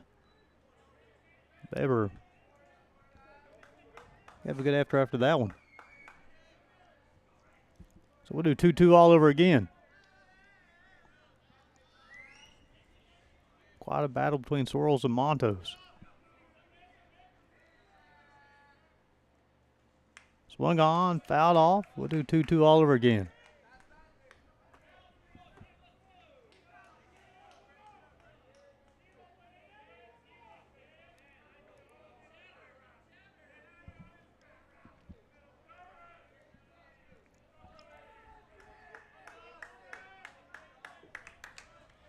Blake Watts will get his lead once again from second base. 2-2. Swung on, missed. Noah Sorrells will win that battle with this second punch out of the afternoon is a big one.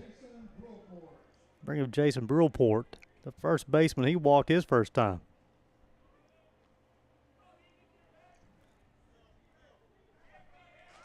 He'll hit with 2 outs and run on second base.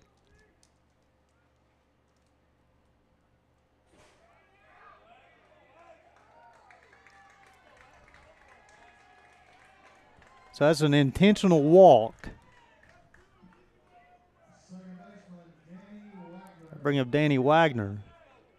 So when the umpire comes out and waves 4 fingers, that means this is an intentional walk. So now Wagner will hit with runners at first and second and 2 outs. The reason why you do that is to set up a force play at third, second, and first now.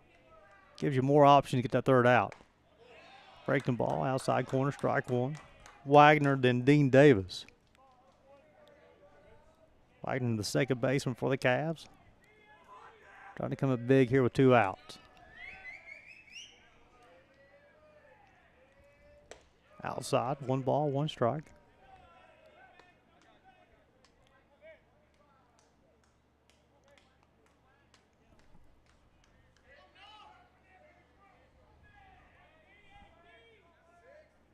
Sorrells will come set up, gets the sign he wants to go. 1-1. Breaking ball, just missed. 2 balls and a strike. Sorrells is up to 70 pitches in the top half of the 4th. Elimination game number 2 of the tournament. CIU defeated and eliminated Bluefield this morning. Swung on, popped up. That one will escape Hunter Rod Stadium. Gary Justice, Gabriel Schry, Jeff Hubbard bringing you today's action on the Southeast Sports Network. All these fine camera angles you're seeing is courtesy of my main man, Jeff Hubbard. 2 balls, 2 strikes, 2 outs. Deuces Wild here in the top half of the 4th. Watts get his lead from second. 2-2. Fastball outside. Fills up the count. 3 balls, 2 strikes. Runners will be moving on the pitch. Brulport from first, Watts from second. 3-2 upcoming. Swung on, hit to the second baseman. He'll field on the first base. And that will retire the side as they escape a potential jam as we go to the bottom half of the 4th. 3, 4, 5 do it for the Knights. Wilson's, Ambito, Hamby, College Baseball, Southeast Sport Network.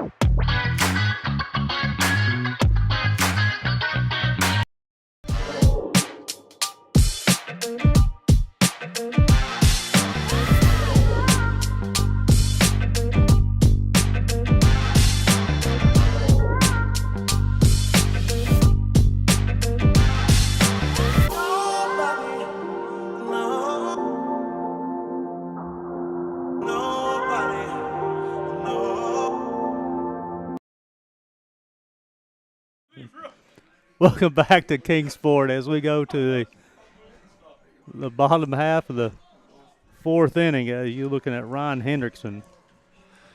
He'll toe the rubber for the fourth time today. He's allowed 2 hits, struck out 1, 4 flyouts, 4 ground outs, 48 pitches, 32 strikes. Pitching battle so far. I have one question, Gary. Yes, sir. Where's the tape? Where is the tape, Gary? That's a funny story behind the tape. We found the tape. It was literally it was laying on the table. He's like, where's I put the GoPro on it. I'm like, where is the tape? Like looking around the press box. You guys seen the tape? I'm lost. It's. My wife has done that with her glasses before. She's wearing her glasses and she's looking for her glasses. Katina referenced. Yes. Aiden Wilson lead things off. He struck out in the first. Hendrickson rocking fire. Breaking ball swung on, hit the shortstop. He'll throw across the diamond in time. Bang! Morelos, one of the best shortstops in the entire Appalachian Conference defensively, retires Wilson. Ring up Josh Zambito, the DH. He flew out the marquee in center field his first time.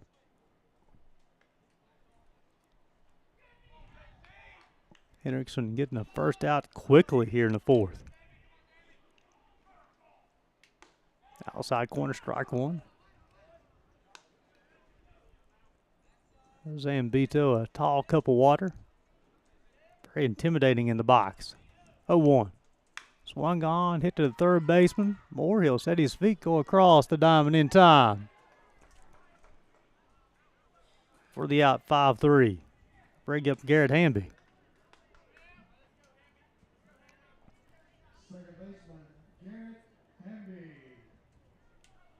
Hamby bounced out 1-3 his first time. So quickly 2 up and 2 down in the bottom half of the fourth. A run and 3 hits for the Cavs. No runs, 2 hits for the Knights.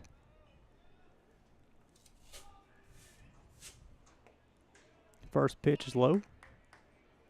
If Hamby's able to reach Bryson Beber, the first baseman will hit.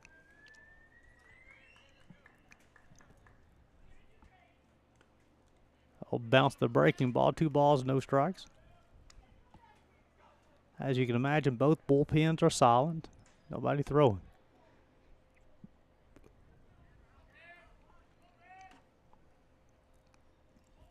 Two-0. Swung on, hit down to the third baseline, foul.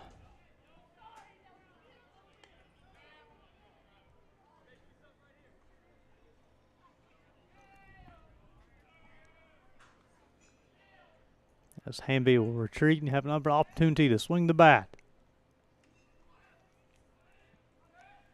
2-1. Swung on, hit to the third baseman. He'll set his feet. Cross the diamond in time to retire the side. 5-3. As we go to the top half of the fifth, due up for the Cavs. It'll be 9-1-2. Davis, Marquis, Morelos. College Baseball, Southeast Sports Network.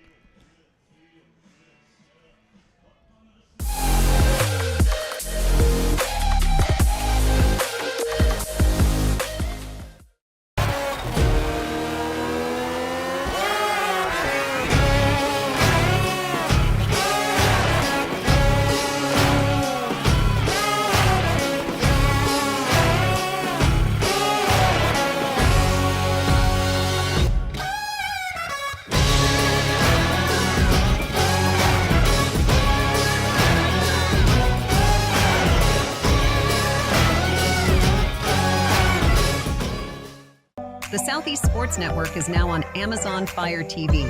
Now you can download the SESN app and watch on any Amazon-enabled device, such as your Fire Stick. The easiest way to download the app is to go to our website, find the Watch SESN tab, and click Fire TV app. Then just select your device from the list.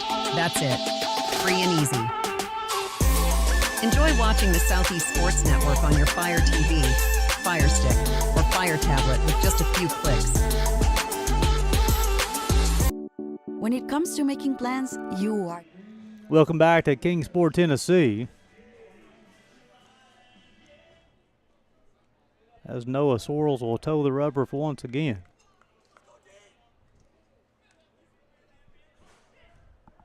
Sorrells 4 innings pitched, 3 hits, 1 run, 3 walks, 2 strikeouts, 73 pitches, 41 strikes. Swung on off the end of the bat. Now a slice foul. Davis walked in back in the third.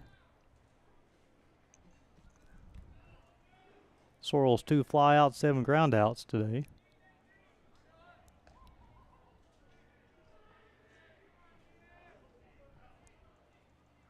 Swung on, fouled off.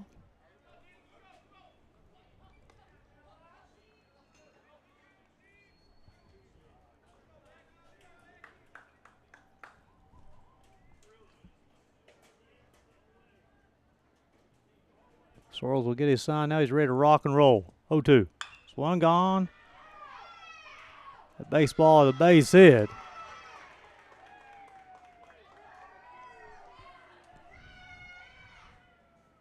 Davis will reach the base once again.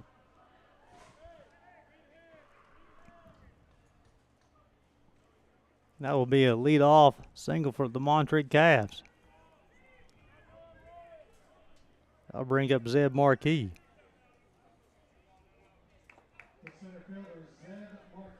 Marquis bounced out 5-3. He's also struck out.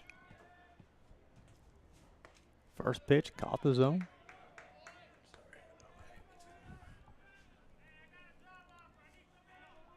Now you can see Zeb Marquis, center fielder. 0-1. High and outside, a snap throw, not in time.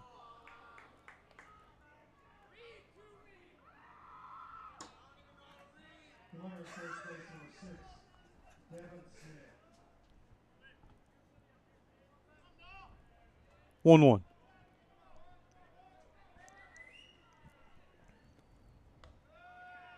Low and in.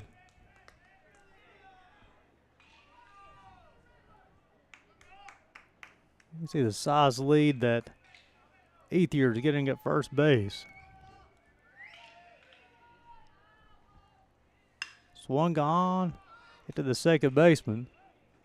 The throw and the double play in time. 6-4-3. I bring up Jader Morelos. Morelos flew out to right field, and he's also singled to right field back in the third.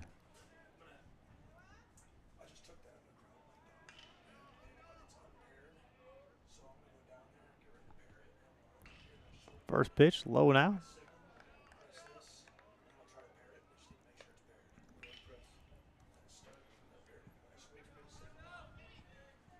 One-0. Fastball just misses. If Morelos is able to reach Justin, Austin will hit.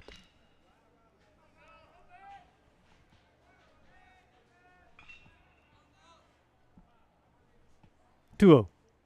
Swung on, missed. Big swing for Morelos.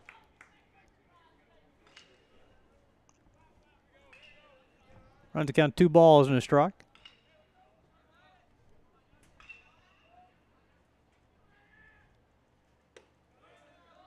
Just off the plate. Missed high.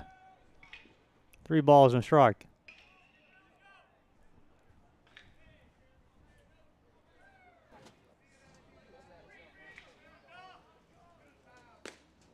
Fastball inside corner, fills it up.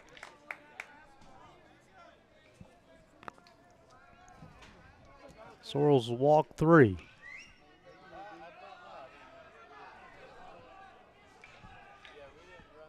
Three-two. Swung on, hit down the first base line, foul.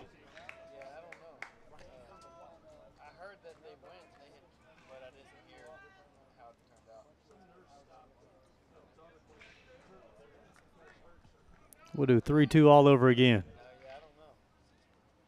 Swung on, fouled off. A lot of battle between Sorrells and Morelos.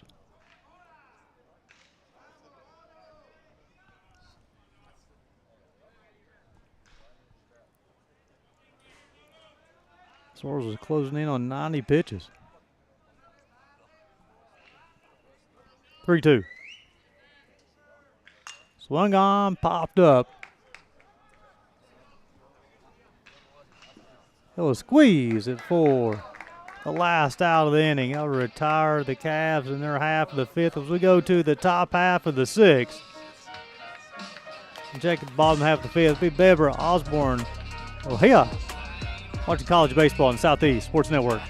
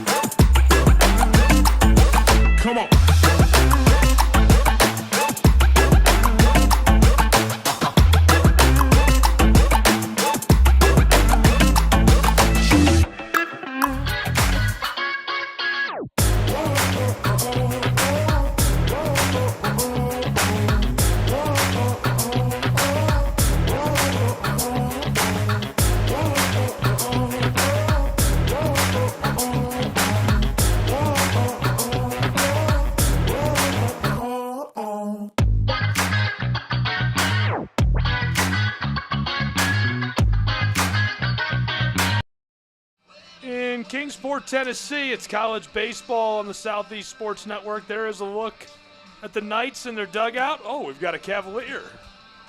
Having a great old time, hanging out, feeling the sunshine, feeling the summertime. We are too. Gabriel Schrei, Gary Justice alongside me. We are hanging out. And on the mound, this man has been dealing all day. Yeah, Ryan Hendrickson, he'll toe the rubber for the fifth time today. He's allowed 2 hits. He struck out 1, got 4 flyouts, 7 ground outs, thrown 55 pitches, 37 strikes. And Gabe, he's really been keeping the St. Andrews Knights hitters off balance. Hold them scoreless through the first 4. He'll face 6, 7, 8, Beber, Osborne, Ohio as well. We got to look at the NAIA top 10. Here's a look at the final standings for the AAC entering the tournament. Reinhardt, Tennessee Wesleyan, Johnson, Milligan. But again, my takeaway on all of that is just 3 teams in the top 25 in the league is amazing. Yeah, he had a couple other teams during this year received votes in the top 25 as well. Just a very competitive league, top to bottom. We had a very entertaining tournament this week, too, so far. Game 6 of the tournament. Check out Game 7 of the tournament. Man, we were flying through it. It feels like we were just moving at the speed of light. Yeah, we talked about it. I think the pitchers have done such a good job this week of throwing strikes and really working and pounding the zone.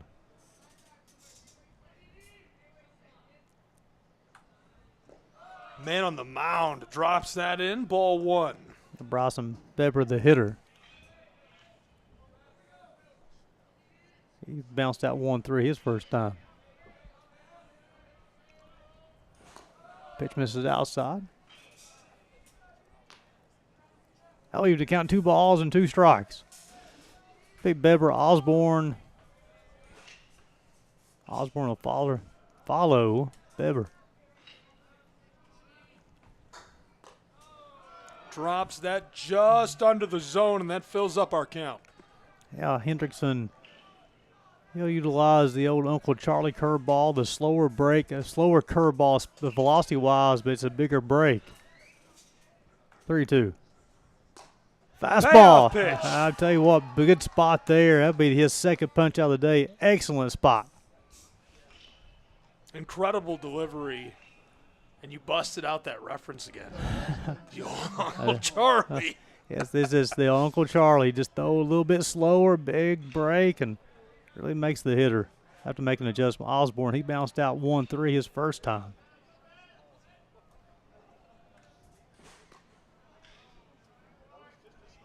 The thing about Hendrickson, I really like, he can change his speed, goes up, down, in and out. Unsure where the pitch is going to be. Drops that in with some aggression. That's ball 1. The crafty lefty on the mound, giving the Cavs A great start. That was ball 2. See, I told you can't trust the scoreboard here. 2-0. Strike 1. I immediately was like, wait a second, that was his second pitch. There's no way. Yeah, if you've been with us through the entire tournament, we've had a couple of discussions on our scoreboard. Chopper floated, little bloop into center field, and he's free and running down the base path to 1. Yeah, nice job by Osborne of battling through the pitch, got him on his hands a little bit, was able to muscle to center field to bring up the right fielder. Adrian O'Hara. He flew out to right field his first time.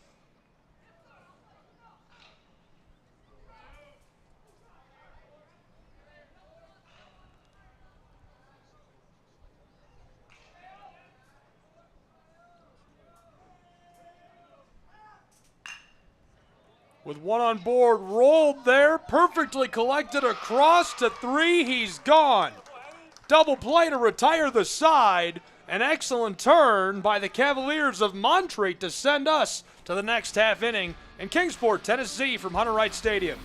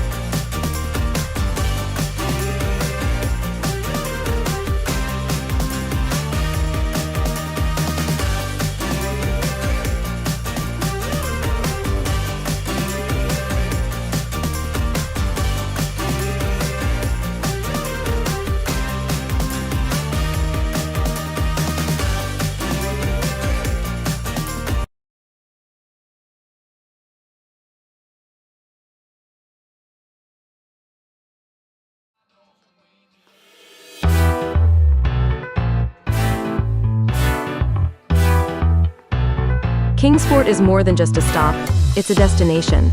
From family fun at Bays Mountain Park to championship golf, arts, and local events, there's something here for everyone. Ready to experience Southern hospitality at its finest?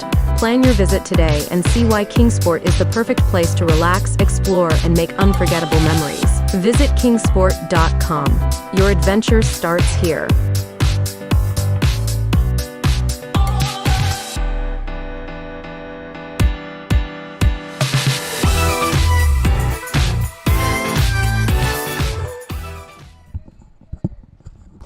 Justin Austin stands by. That's the first delivery to him. Ball 1. Top of the 6th inning. Cavaliers ahead. 1 run to nothing.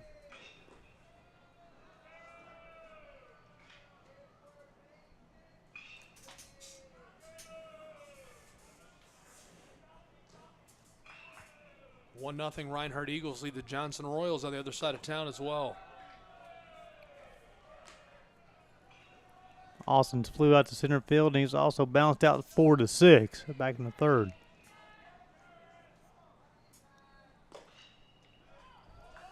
Sorrells, this will be the 6th inning he's pitched today. 4 hits, 1 run, 3 walks, 2 strikeouts, 3 flyouts, 8 groundouts, 88 pitches, 51 strikes coming into this inning. Got a hold of it. Driven back, deep center, could be controlled, and the Knights send him back to the dugout. 1 away. Yeah, Caden Santucci had a good beat on that. Baseball just kept on carrying. It's 4-10 to dead center field here in Hunter Wright Stadium. And Santucci kept on going back, kept on trying to sit his feet, and that baseball kept on carrying. He did a nice job of corralling the baseball for the first out to bring up Blake Watts, the left fielder. He's bounced out 4-3, and he's also singled to right field as his last at bat back in the 4th.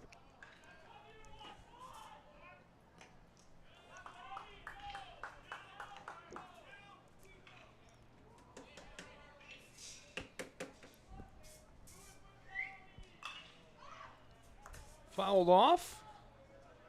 Down into the bullpen, tried to catch that with his bat. 1 run, 4 hits for the Cavs. No runs, 3 hits for the Knights. Both teams have played clean baseball so far.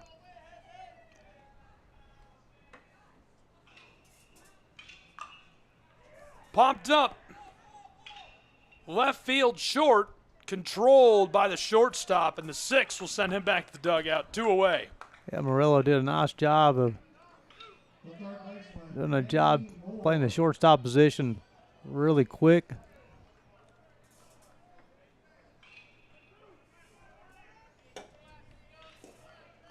I'll bring up Manny Moore. He's doubled in left, scored a run, and also had a sacrifice bunt back in the 4th.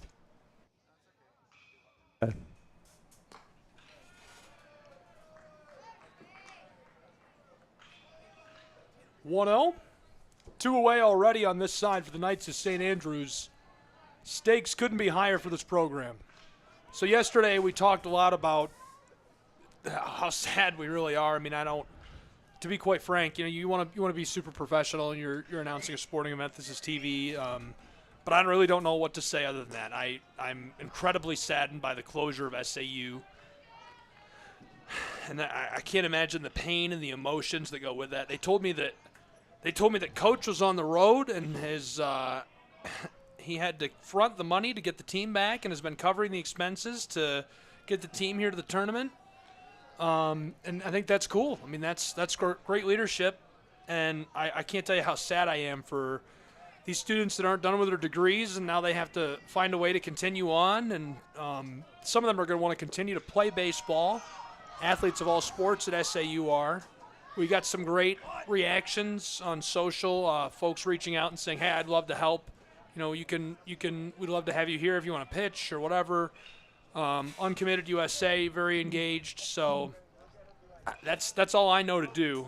Payoff pitch of the full count, and he'll be walked with 2 away. So 1 on board for the Cavaliers. You mentioned about leadership fronting the money so this team can compete, because he has seniors on this ball club too. That might be supposed to be a secret. I don't know if I should have said that. Well, you talk about leadership. That's leadership with a capital L. That's amazing. Because he knows some of these seniors. This will be the last ball game they get a chance to play, and definitely a sad situation. But the ball club here, they battled.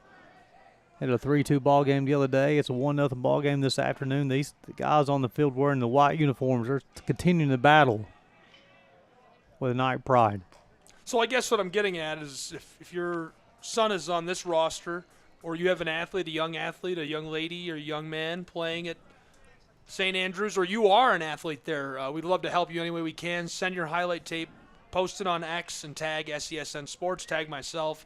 We will repost it to try and help you out. And coaches that are tuned in from around the country that are looking to pick up an extra athlete or two, reach out to the St. Andrews Knights directly or through me. Go check our X account.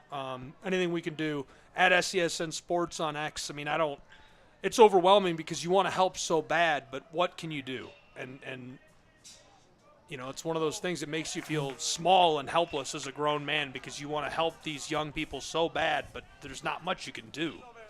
Well, the response from the first ball game, you talked about the social media interaction and the offering of help, and I believe these young men want to play, young men and women. There are a lot of people out there who will help them find that next home. Great delivery. Count even at 2 with 2 away, 1 on board over at first. Yeah, it's been a good ball game, 1-0.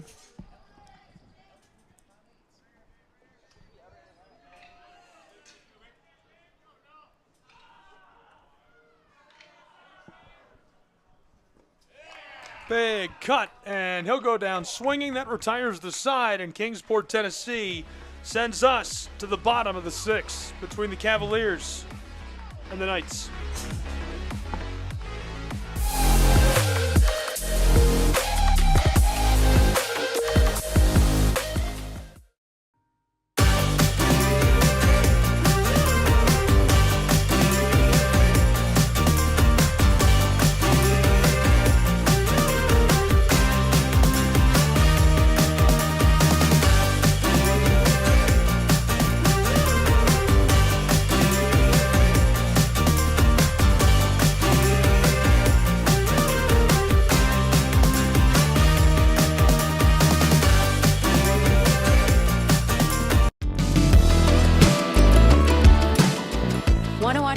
Southeast teams in action, we've got you covered. Stream live games and highlights on YouTube, Twitch, Amazon Fire TV, Stream TV, and more. For all the details, visit our How to Watch page at sesnsports.com. It's your one-stop guide to catching every play, every time, wherever you are. The Southeast Sports Network, bringing the game to you anytime, anywhere.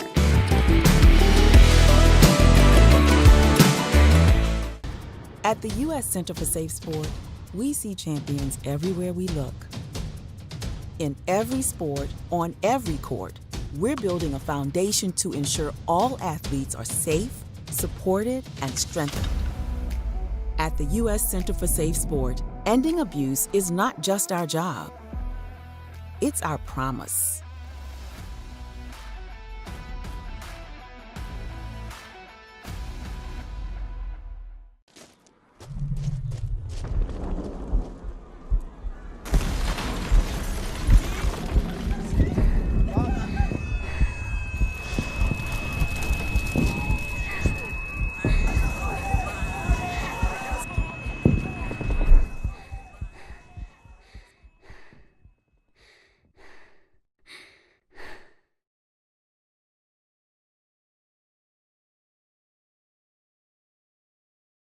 A truck is a tool, but a ram is life. Yeah, it's the wipe the sweat off your brow sort of life.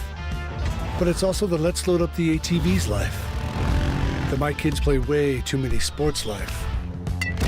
The let's find a secret spot to fish life. That looks nice. Innovations, comforts, and powertrains built to power all the lives you live. Ram. In Kingsport, 1-0. Real close one. Yeah, pitcher's battle. Montreat scored way back, top of the second inning, and since then it's been quiet. Yeah, and it's an unconventional run, too, as the runners at first and third with 2 outs, a delayed steal from first to second. Here we go, a hustling play down over to 1, and he's not in time. He'll be sent back to the dugout. 1 away for the Cavaliers of Montreat. That's Hendrickson's third punch out of the day, but going back to that run in the second inning, runners on first and third, 2 outs, a delayed steal from the runner on first. Get him a run down, allowed Manny Moore to score from third. That's been the only run so far. Hendrickson in his 6th inning of work, 3 hits, 3 strikeouts, 69 pitches. Dinger roped across, and he is easily on the bag over at 1. Morello's second hit of the day, and he's a walking double, folks. He has 50-plus stolen bases on the season, only been caught twice.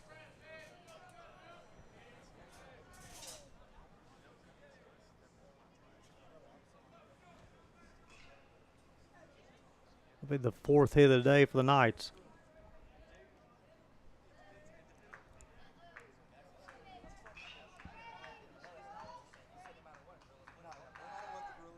A little check-in over at 1, making sure he's comfortable. Has anybody seen my tape? No, it's not. It's good. We're just trying to figure out our press box situation. He's going to go over to 1 again. Yeah, Morello want to keep him close. With the Knights lead, trailing this by 1, Morello's always a threat to run. Delivered with some authority in this. Down low, just under the zone. 1 run, 4 hits for the Cavs. No runs, 4 hits for the Knights.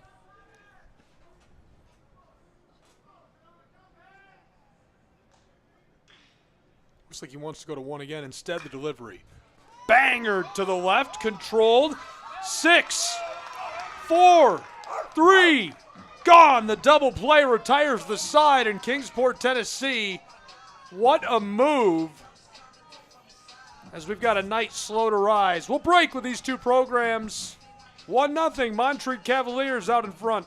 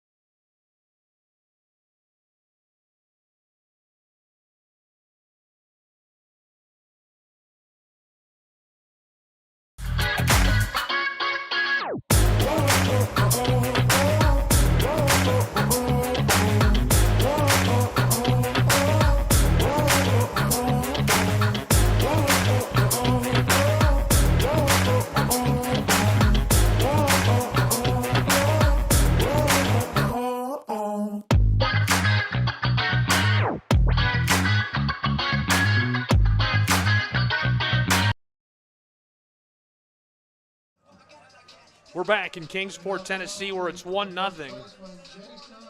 The lead in the hands of the Montreat Cavaliers. They're trying to end the St. Andrews Knights baseball program. Gabriel Schrei, Gary Justice, glad you're with us. This has been a good one so far. We're getting a look on the left side of your screen. This is live from Brickyard Park, also in Kingsport, Tennessee. The softball tournament. It's 1-0 Reinhardt Eagles battling the Royals of Johnson. In the top of the 7th, the Cavaliers are threatening to end the St. Andrews Knights baseball program. Now, we've seen some good pitching performances so far in this tournament. Ryan Hendrickson, check out Noah Sorrells is choppered across the field, and a little bloop into short left. Puts him on the bag at 1. Yeah, Sorrells, his 7th inning of work.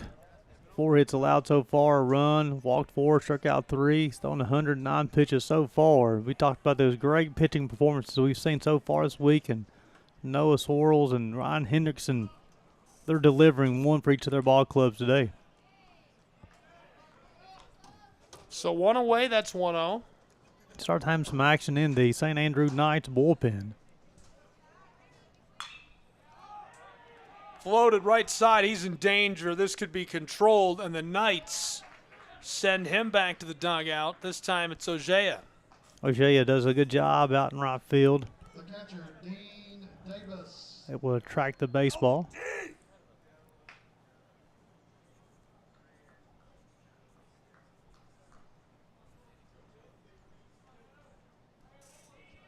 He's going to bring up Dean Davis. He's walked and singled. Big swing, and the cut brings up strike 1. Yeah, 3rd time through the lineup here. And Sorrells really makes him that first pitch to the hitters. That time will change of pace, first pitch. If you're able to throw that first pitch over, especially if it's change up, you're able to set up so many more pitches.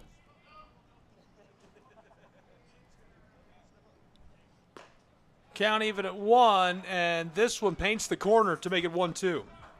Yeah, Sorrells has worked a clean inning so far. It's 1 pitch away from closing out the top half of the 7th.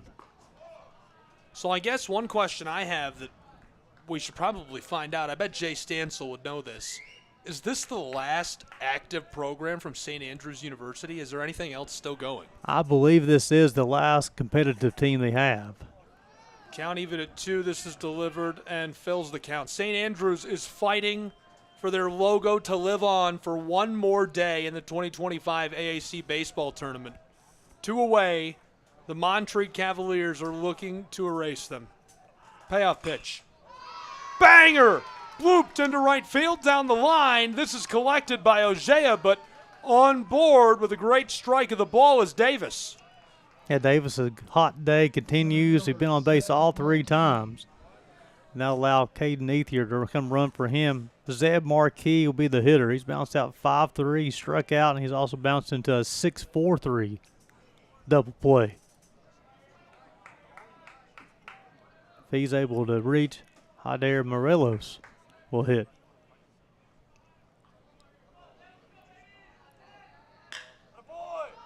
Blooper, floated. Oh, it's perfectly in the gap. Here come the Cavaliers. It's a crisis scenario for the St. Andrews Knights as it's 2-0 SAU. He lost the ball. My goodness. Yeah, great job by Zeb Marquis. Let that baseball travel as far as he could. Outer part of the plate and drove that baseball to right field and split the center fielder and the right fielder and allowed Ethier to come all the way around from first base to give the Cavs a 2-0 lead. The shortstop, Hyder Morelos. And that will be, Marquis will be credited with a triple. They know a Sorrells' day is going to be done. He was 1 strike away from getting out of this inning, and then Dean Davis with a single, then a triple by Zeb Marquis. What's your philosophy on that? Is that a guy you stick with in that situation? Well, here it's a number of pitches. He's up over 110 pitches on the afternoon, and I think Coach Fox is seeing that Sorrells is throwing a heck of a ball game, but he may be starting to run out a little bit of gas. And that was the 4th time that Marquis saw him, and it's hard to see the same pitcher 4 times. So I'm sure Coach Fox making a change to give a different look for the Cavaliers lineup. 2 away. St. Andrews Knights are fighting to keep the Knights logo, the Knights program at SAU alive for one more day in the 2025 AAC baseball tournament. Gabriel Schrei, Gary Justice, glad you're with us. And it was 1-0 since the top of the second. Now the Cavaliers have cushioned that lead with a second run. On the left side of your screen, the other side of town, the Reinhardt Eagles are in an all-out brawl with the Royals of Johnson. Really great action in the softball tournament. Deshaun Bullock, Jeff Campbell on the call over at Brickyard Park. Yeah, just a quick update there. Sorrells up to 118 pitches as his day has done a heck of an afternoon. He'll be responsible for Marquis on third base. I'll give you some final stats from the right-hander. Sorrells 6 2/3 innings, 6 hits, 2 runs, 4 walks, 3 strikeouts, 7 flyouts, 8 groundouts, 118 pitches, 67 strikes for the right-hander. Broughton Williams will be the new hurler, trying to hold the Cavs to 1 run in this inning.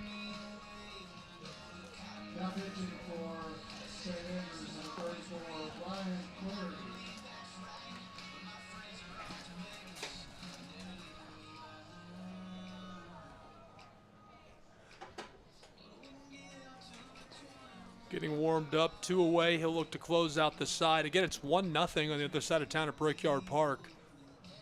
Look at the Eagles and Royals on the left side of your screen.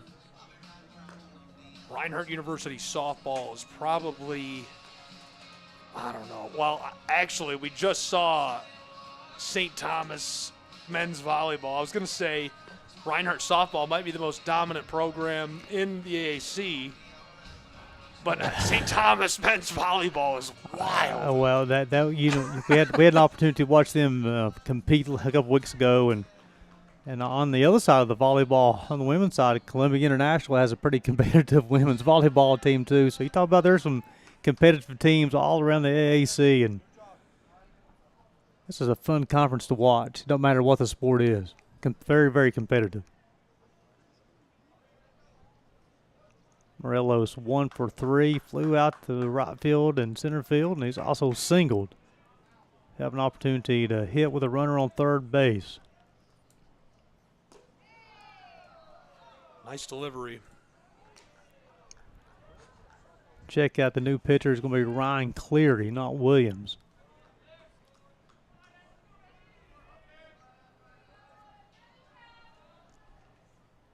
One-0. Got a hold of that floated center field.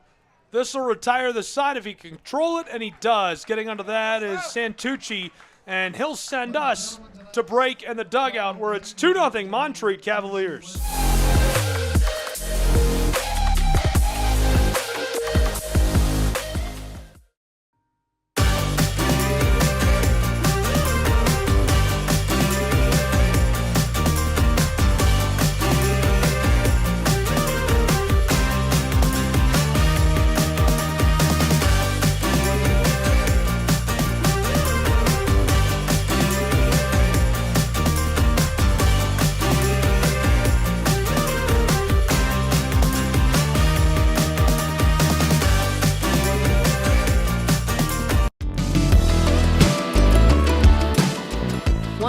Favorite Southeast teams in action? We've got you covered. Stream live games and highlights on YouTube, Twitch, Amazon Fire TV, Stream TV, and more. For all the details, visit our How to Watch page at sesnsports.com. It's your one-stop guide to catching every play, every time, wherever you are. The Southeast Sports Network, bringing the game to you anytime, anywhere.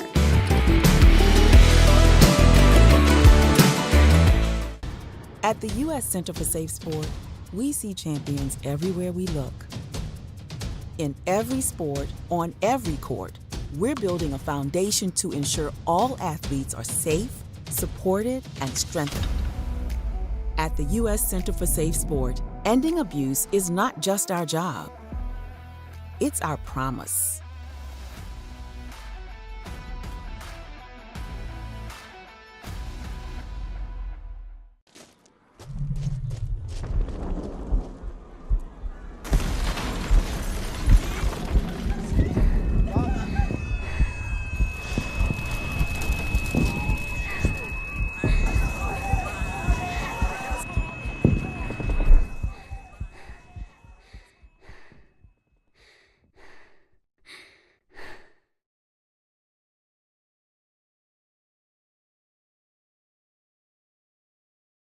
A truck is a tool, but a ram is life. Yeah, it's the wipe the sweat off your brow sort of life. But it's also the let's load up the ATV's life.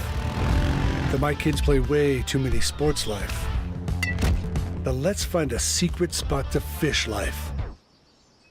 That looks nice. Innovations, comforts, and powertrains built to power all the lives you live. Ram.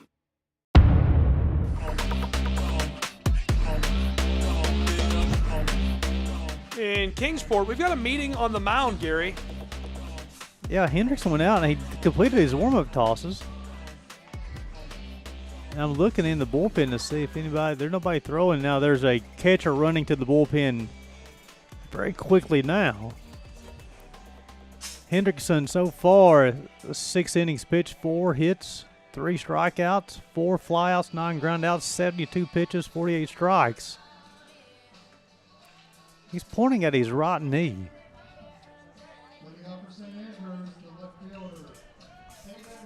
He'll face 3, 4, 5 Wilson, Zambito, and Hamby. Hendrickson has been impressive this afternoon. Hope he's okay. 2-0 Cavaliers, bottom of the 7th, as this is delivered with some authority. Ball 1. Wilson has struck out, and he's also bounced out 6-3. Bang! This one is a dinger that flies off. 2 runs, 6 hits for the Cavs, scoring a run in the 2nd and the 7th. No runs, 4 hits for the Knights.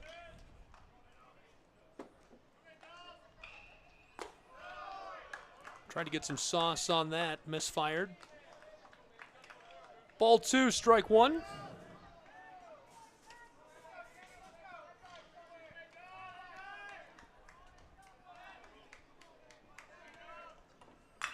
Got a hold of it, floated deep center, and this is controlled as he is sent back to the dugout by the center fielder of the Cavaliers, expertly done by Marquise.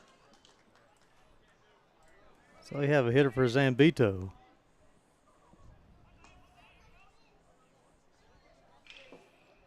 Wait till he's officially announced.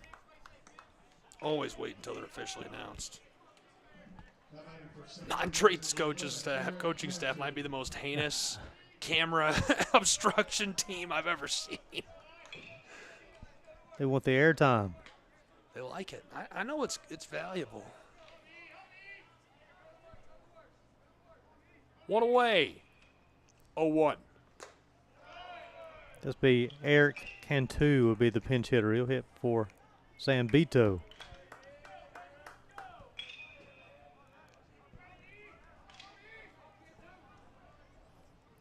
Count equal at 1, and that's strike 2 as he just paints the bottom of the zone. That's the classic. You've heard me reference this, the Uncle Charlie curve. That was the classic Uncle Charlie curve. Hit him with the old Uncle Charlie. This one is roped through the infield, across and in time over at 1. Yeah, nice job by Wagner to field through the baseball and played it off his short hop, was able to throw the baseball on the run to retire the hitter. Hamby will step in. He's bounced out 1-3. He also was retired 5-3 back in the 4th. So Hendrickson quickly retired the first 2 hitters, the bottom half of the 7th. Got a hold of that. Right field controlled, and he is headed back to the dugout, as that'll quickly turn our side in Kingsport, Tennessee, between the Cavaliers and the Knights.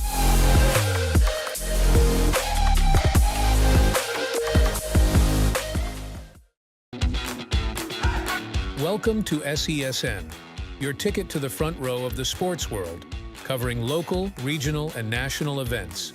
We bring the game to you. Feel the excitement of every play, every score, every victory. Get your seat, get on air, and immerse yourself in the heart-pounding action. The Southeast Sports Network, where sports come to life.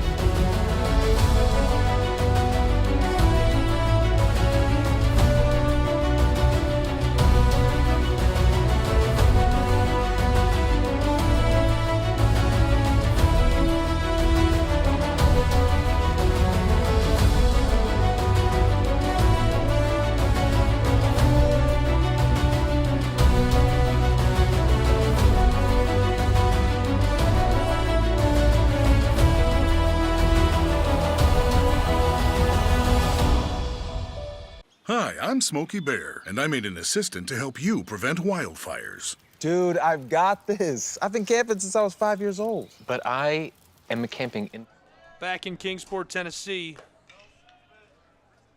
Cavaliers are at the plate. Gabriel Schrei, Gary Justice, glad you're with us. Yeah, Cleary came in and they done 1/3 of inning, threw 2 pitches, got an out, towed the rubber for the second time today for the Knights. He'll face Justin Austin, Blake Watts, and Manny Moore. Austin flew out to center, bounced out 4-6, and flew out to center once again.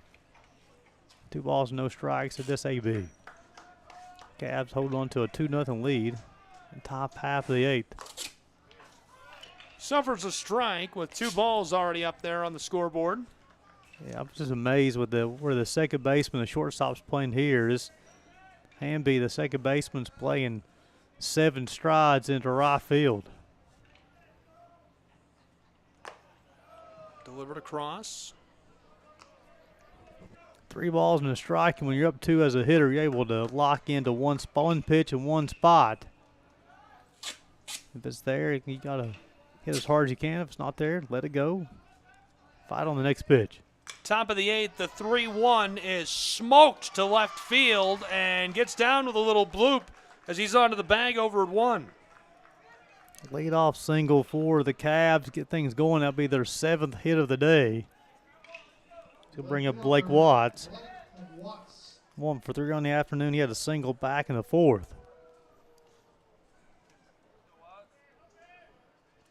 So you got 4, 5, 6 coming up for the Cavs.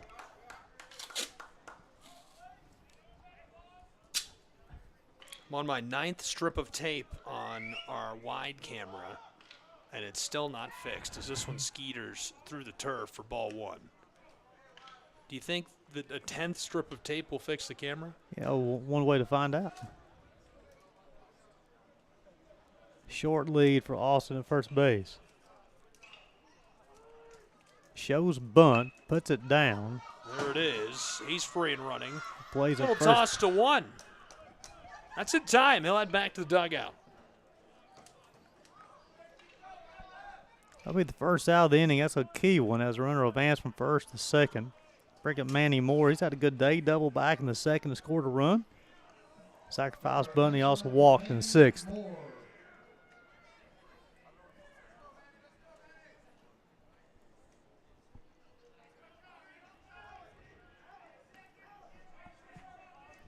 Nobody touched camera 4.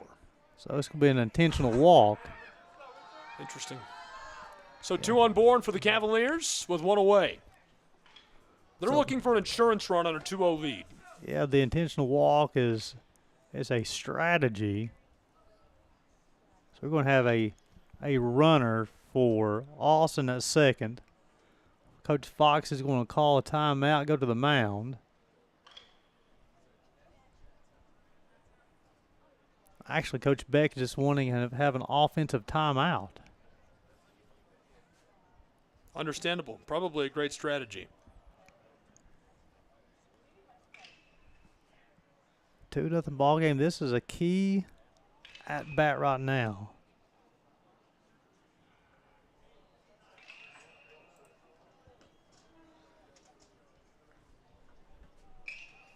One away. 2 on Royals on the other side of town.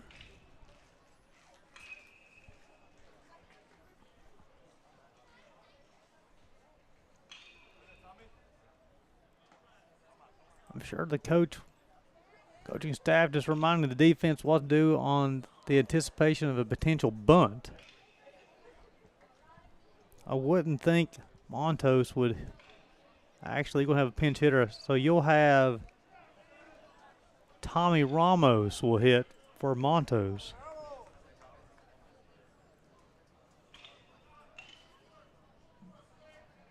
Now batting for Montreat, number 26, Tommy Ramos. And he'll hit with Austin at second and Moore at first. One away, and those 2 on board.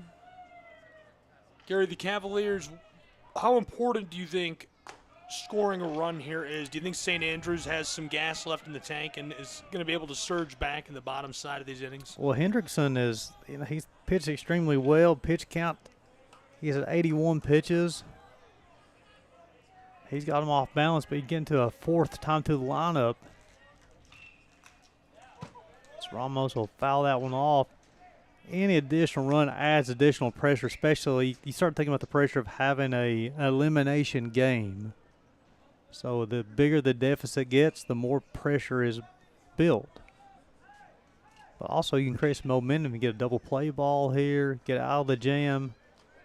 We talked about the game of baseball being all about momentum. It could be positive and negative. See what you can create.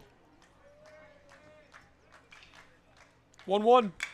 Chopper across to the right side, controlled in time over to 2. He's cut down, trying to make the play over at 3 as this is roped across, and he's back to the bag. So runners on the corners for the moment for the Cavaliers as they slide in, and our officials look at each other and look sure they're going to stay with it. 2 away, runners on the corners. Yeah, so what happens is we make sure there's the slide at second base, so the baseball's hit to Beber at first base, goes to Murillo for the first out. He's unable to make the throw to first for the complete the double play.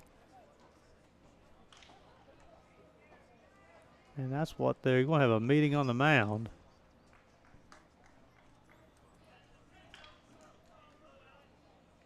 We've had more meetings on. We're going to have a relief pitcher as well. We're having so many meetings. Lots of meetings on the mound here. Meetings about meetings. We should have a meeting about potentially getting together for a meeting. But this also, Gabe, this is emphasizes your point about the pressure, the importance of keeping this runner at bay. So now Coach Fox coming out and making another pitching change. This be the third hurler of the day for the Knights. He's going to try his best to keep this runner at third base, try to keep the deficit at 2. Yeah, you can't overstate the importance of finding a way to stop them from scoring here. If they score, it's basically the end of the St. Andrews Knights baseball program as we know it. Well, you definitely got a couple more shots at it, but the bigger that deficit get, it's harder as far as that's concerned. And Coach Fox realizes the situation. And Ryan Cleary did a nice job in his one inning of work, allowed a hit, a walk. He'll be responsible with the runners at first and third.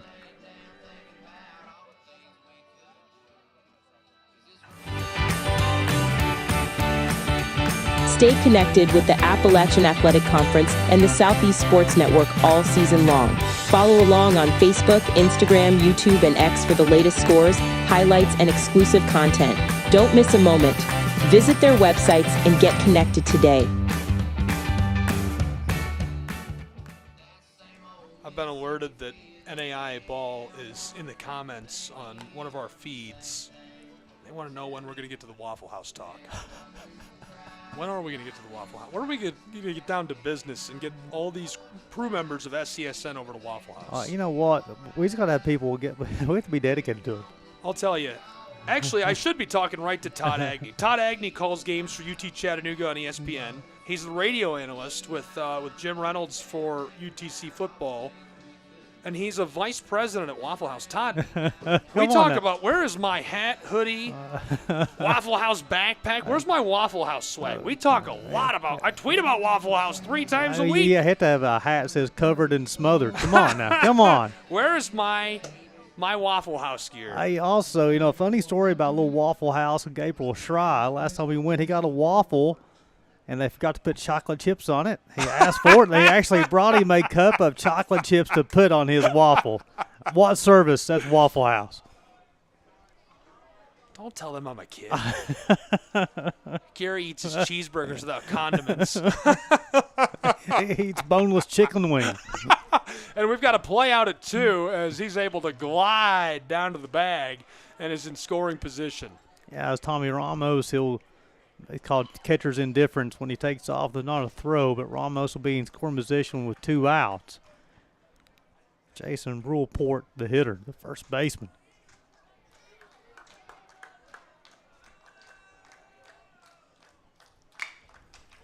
Banger, rolled across through the infield, play at 1.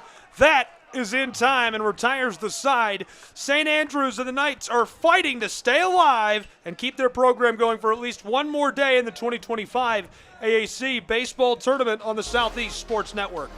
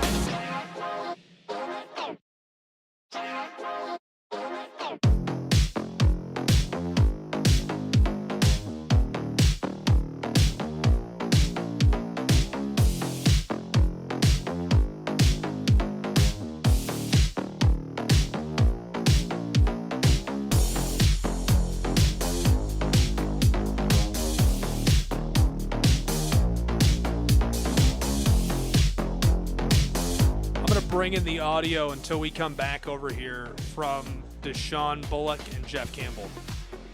She barely got a piece of that one, almost a second strikeout for Hammonds.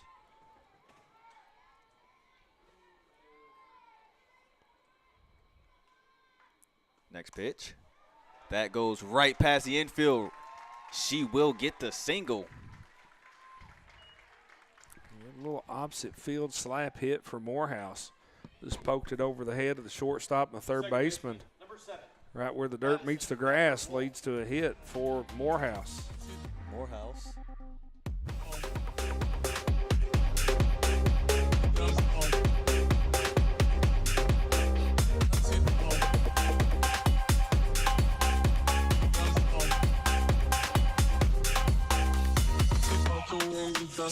In Kingsport, Tennessee, we are coming down to the wire between these two sides. Gabriel Schrei, Gary Justice alongside me. College baseball on SESN. Ron Hendrickson will toe the rubber for the 8th time today. 4 hits, 3 strikeouts, 6 flyouts, 10 groundouts, 81 pitches. Whoa, look out. That's a shot right over the mound, and he's free down the base path to 1. Hello, baby, and welcome on board. So let's go back to the top half of the 8th. The pitching change, Donald Gorgie comes in, get the last out, gives the St. Andrews Knights a little bit of momentum. Then Bryson Beber comes down, leads off the inning in the bottom half with the base hit. Maybe the momentum starting to shift for the team from Laurinburg, North Carolina. Man, can we get one coach to get out of the way? These guys are like, I feel like I'm being punked or screened on purpose or something. The bunt gets it. Play over at 1. He is in time to punch him out. The Knight is down. Yep. St. Andrews has to score in this situation. Yeah, nice job of Osborne to put the sacrifice bunt down. It's almost a combination of sacrifice bunt also for a base hit. I bring up Adrian Ohea, the right fielder. He's flew out to right, and he's also bouncing 4.63. But you talk about the importance of getting on the scoreboard, taking the 0 off, creating some momentum. Bottom side of the 8th, St. Andrews is fighting for their program's life. If they lose, this is the last time, after decades of wonderful Knights baseball representing St. Andrews University, they will appear in a collegiate baseball game. Down to 5 outs. Delivered with some heat. And the man who is trying to bring it all to a crashing end is Hendrickson and his Montreat Cavaliers. Can they do it? Count even at 1 with 1 away. Yeah, Hendrickson's been superb on the mound today. He's worked around some jams and very efficient with his pitches. Hendrickson delivers the 1-1. Big cut, strike 2. Starting to have a little bit of action in the Montreat bullpen. Nothing Nothing too intense. Got a couple guys walking around and stretching.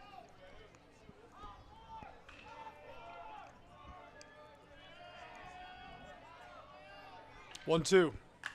Banger goes foul. He'll stay alive as that goes just beyond the bullpen. Clatters around.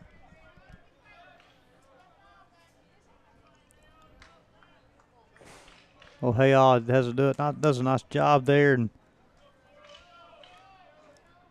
keeping the hands back as much as he can, fighting everything off with 2 strikes.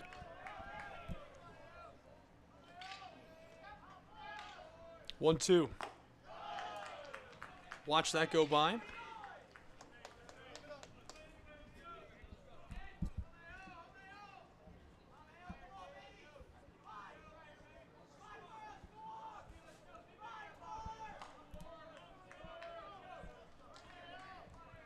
Count even at 2. Popped foul. He'll stay alive with that same count and 1 away. He's got a lead runner in scoring position at 2.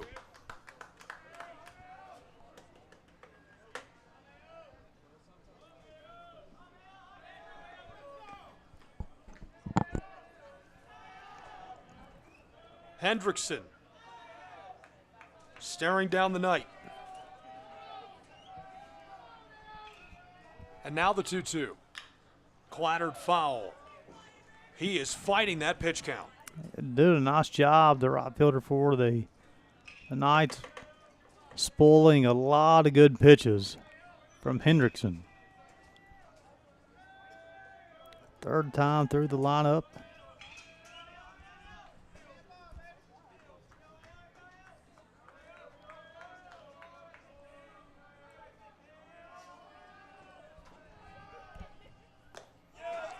Two, and he'll go down swinging for St. Andrews and the Knights.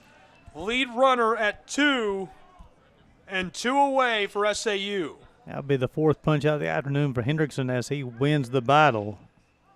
Now we have a pinch hitter for the Knights.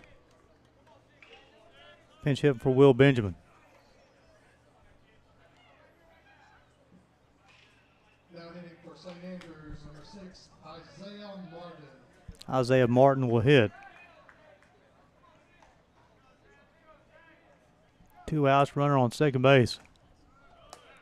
Big cut, strike 1. This will be a key out for Hendrickson. Cesar Murillo is on deck. He's 2 for 3, and he's definitely the offensive spark plug for the Knights.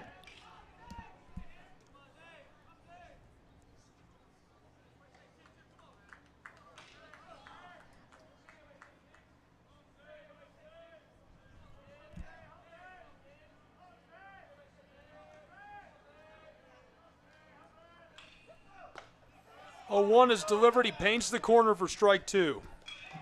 Yeah, Hendrickson doesn't look like a guy who is in his 8th inning of work. He's still painting the corners with some good velocity.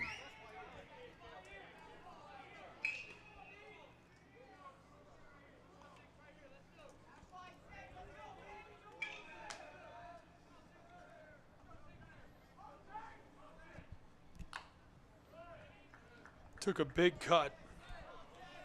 Strike.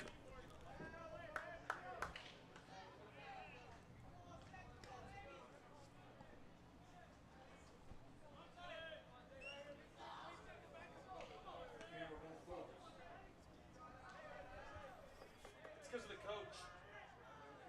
You can't point at the coach.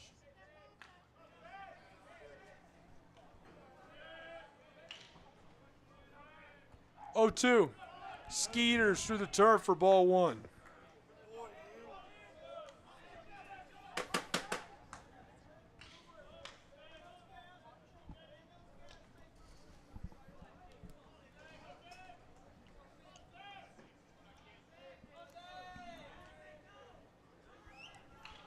There's our lead runner standing out on the bag at 2. 2 away. 1-2. That is close. He looks down the base path to the umpire, the official standing at 1, and gets the nod to play on. Yeah, Isaiah Martin took a very close pitch with 2 strikes. Hendrickson thought he had it. Under 2 balls and 2 strikes.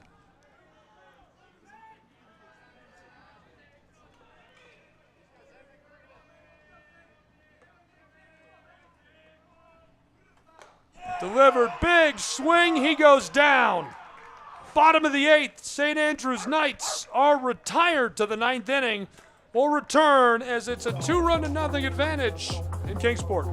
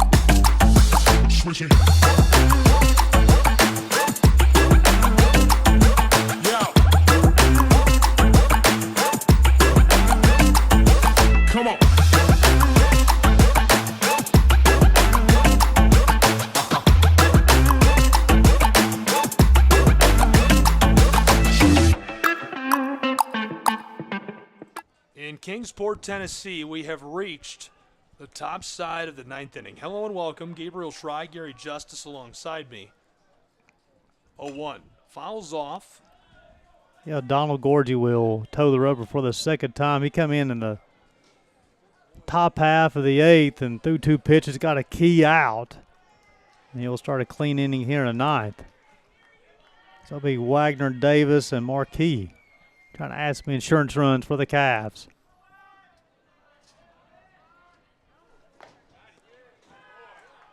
Quickly, Wow, first I out can't of the believe inning. it. Yeah, that looked low to me. They'll say he's punched out and send him back to the dugout. 1 away for the Knights of St. Andrews. Gorgie's first punch out. Look at your Dean Davis. Bring up Davis. He's had a heck of an afternoon, folks. He walked back in the 3rd, and he singled in the 5th and singled in the 7th. The Cavaliers are looking for insurance runs. They already lead by a pair, as that's a big strike one. They are seeking to end the program of the St. Andrews University Knights. And I've seen a few comments, been sent a couple of things from social media from parents watching the game. And I just can't tell you how much I feel for you. Floated center field for the Cavs. He'll make it onto the bag over at 1. Too easy for Montreat. That's his 3rd hit of the day, the 4th time he's been on base, and then you'll have Caden Ethier will come in and run for him. Back in the 7th inning, it was a Dean Davis single, then a triple by Zeb Marquis, who got the 2nd run of the day for the Cavs. Now you have the single by Dean Davis, and now Zeb Marquis hitting in the 9th. See if the Cavs able to add any assurance runs.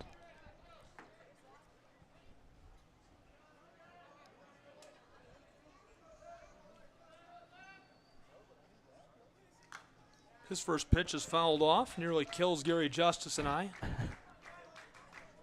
Look out. We'll never make it to Waffle House if we get smoked with a foul ball.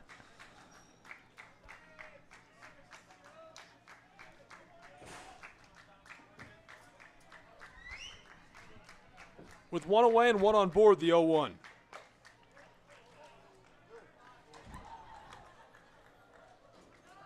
So looking to the bottom of the ninth here, no action in the bullpen for the Cavs. Look, they're going to send Hendrickson back out. Offensive timeout.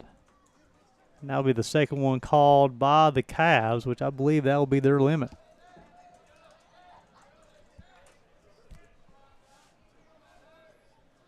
That 1-1 count on Zeb Marquis. Big cut, strike two. He's already got a ball and one away. Yeah, Gorgie has next level stuff as far as the plus fastball.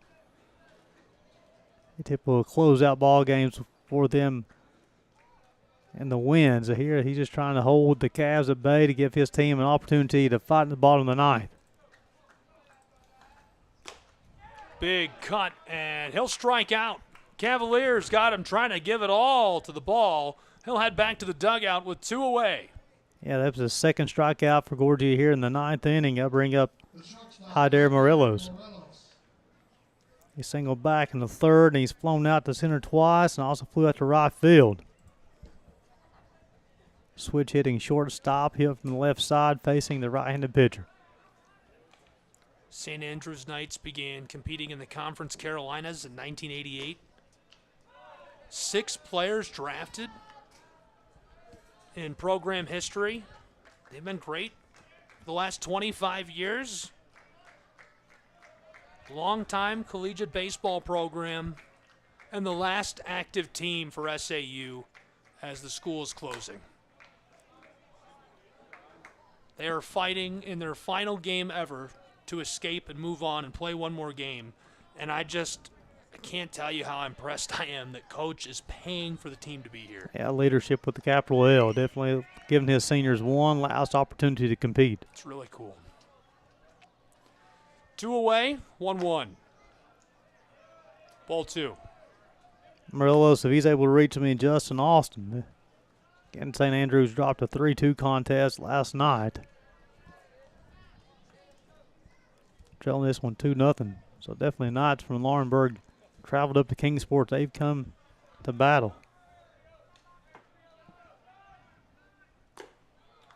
Big delivery. Third ball. 2 away. 1 in this situation. You gave 3 balls and a strike. Morelos can look for one pitch, one spot. If it's not there, let it go.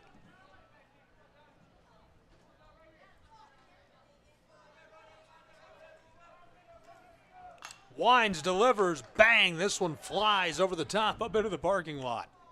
16 varsity athletic programs compete for St. Andrews and the Knights. Of course, baseball, basketball, football, golf, lacrosse, soccer, volleyball, wrestling. We've got women's basketball, beach volleyball, lacrosse, soccer, softball, co-ed sports, competitive cheer, esports. All of those athletes, many of them that are underclassmen, will be looking for a home. So if you're a coach, athletic director, a conference, now is a great time to reach out, get involved, and see if you can help them find somewhere to land.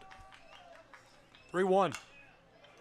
Banger is floated off foul, so that'll be strike 2 and fill our count with 2 away as the Cavaliers are looking at their last chance to add an insurance run. Yeah, Ether, the runner at first base. Beber will play behind him, 3-2, 2 outs. He's going to be moving on the pitch. So if a ball in the gap, look for him to have the ability to score.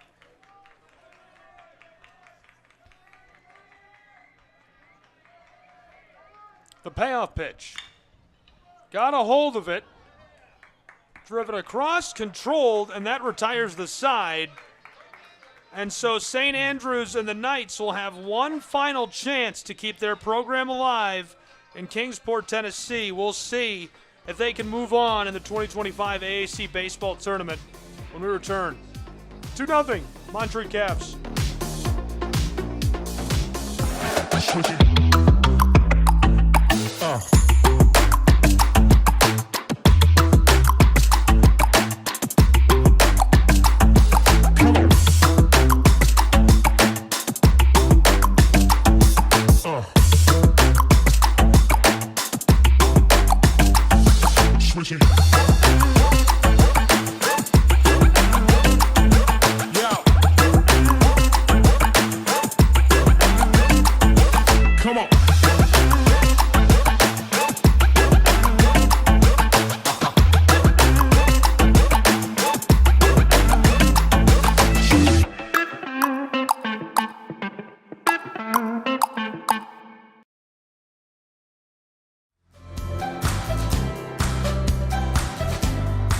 Stay connected with Visit Kingsport and the Southeast Sports Network all season long. Follow along on Facebook, Instagram, YouTube, and X for the latest updates, highlights, and exclusive content. Don't miss a moment. Visit their websites and get connected today.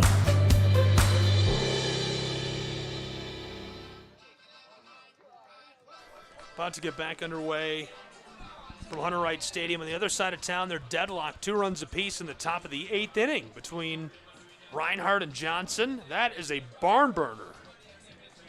As is this, 2-0.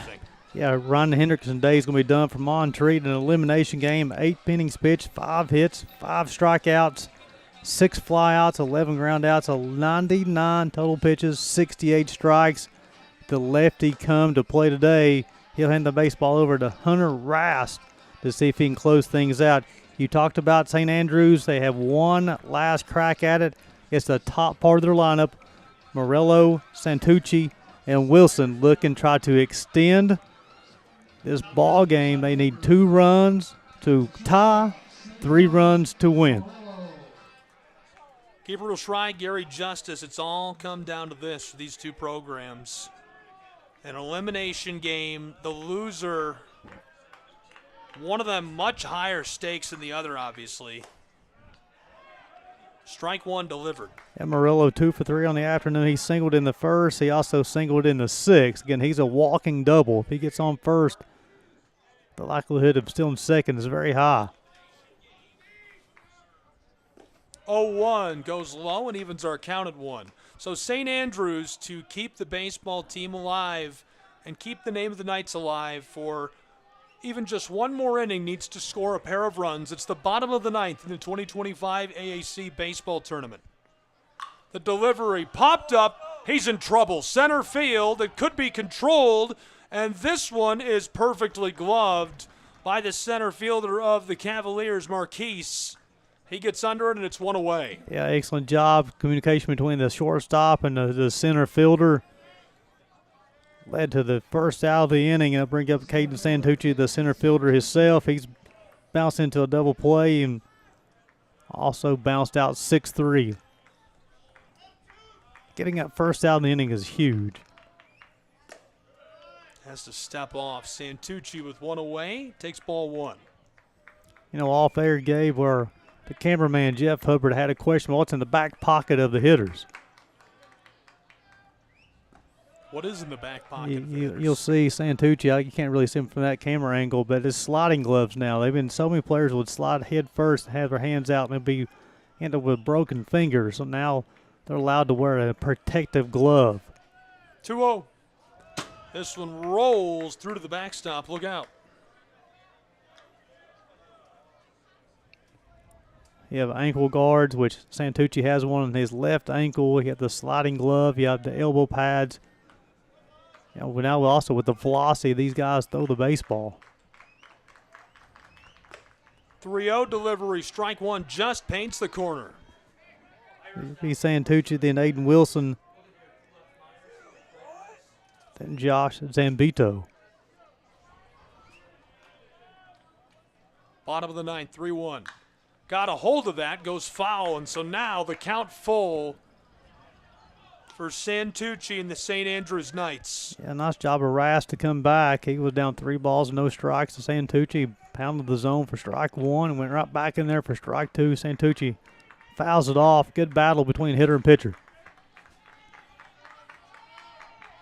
Payoff pitch. He'll be walked. And I think St. Andrews has to be very happy with that result.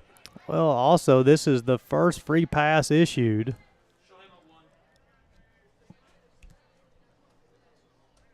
First free pass issued by Cavaliers pitching this afternoon. That's going to bring up the left fielder, Aiden Wilson. He struck out in the first, bounced out 6-3 in the 4th, flew out to center in the 7th.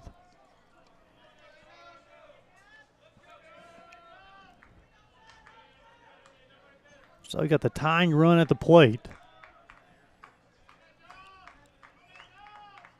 He would force an extra inning of baseball at least for the St. Andrews Knights program. And it skaters past the 6th into the outfield as we've got 2 on board and 1 in scoring position for SAU. Now, I think that changes everything. So this will be Eric Cantu who will hit. He bounced out 4-3 his first time. Now the winning run is at the plate. Cantu, the righty,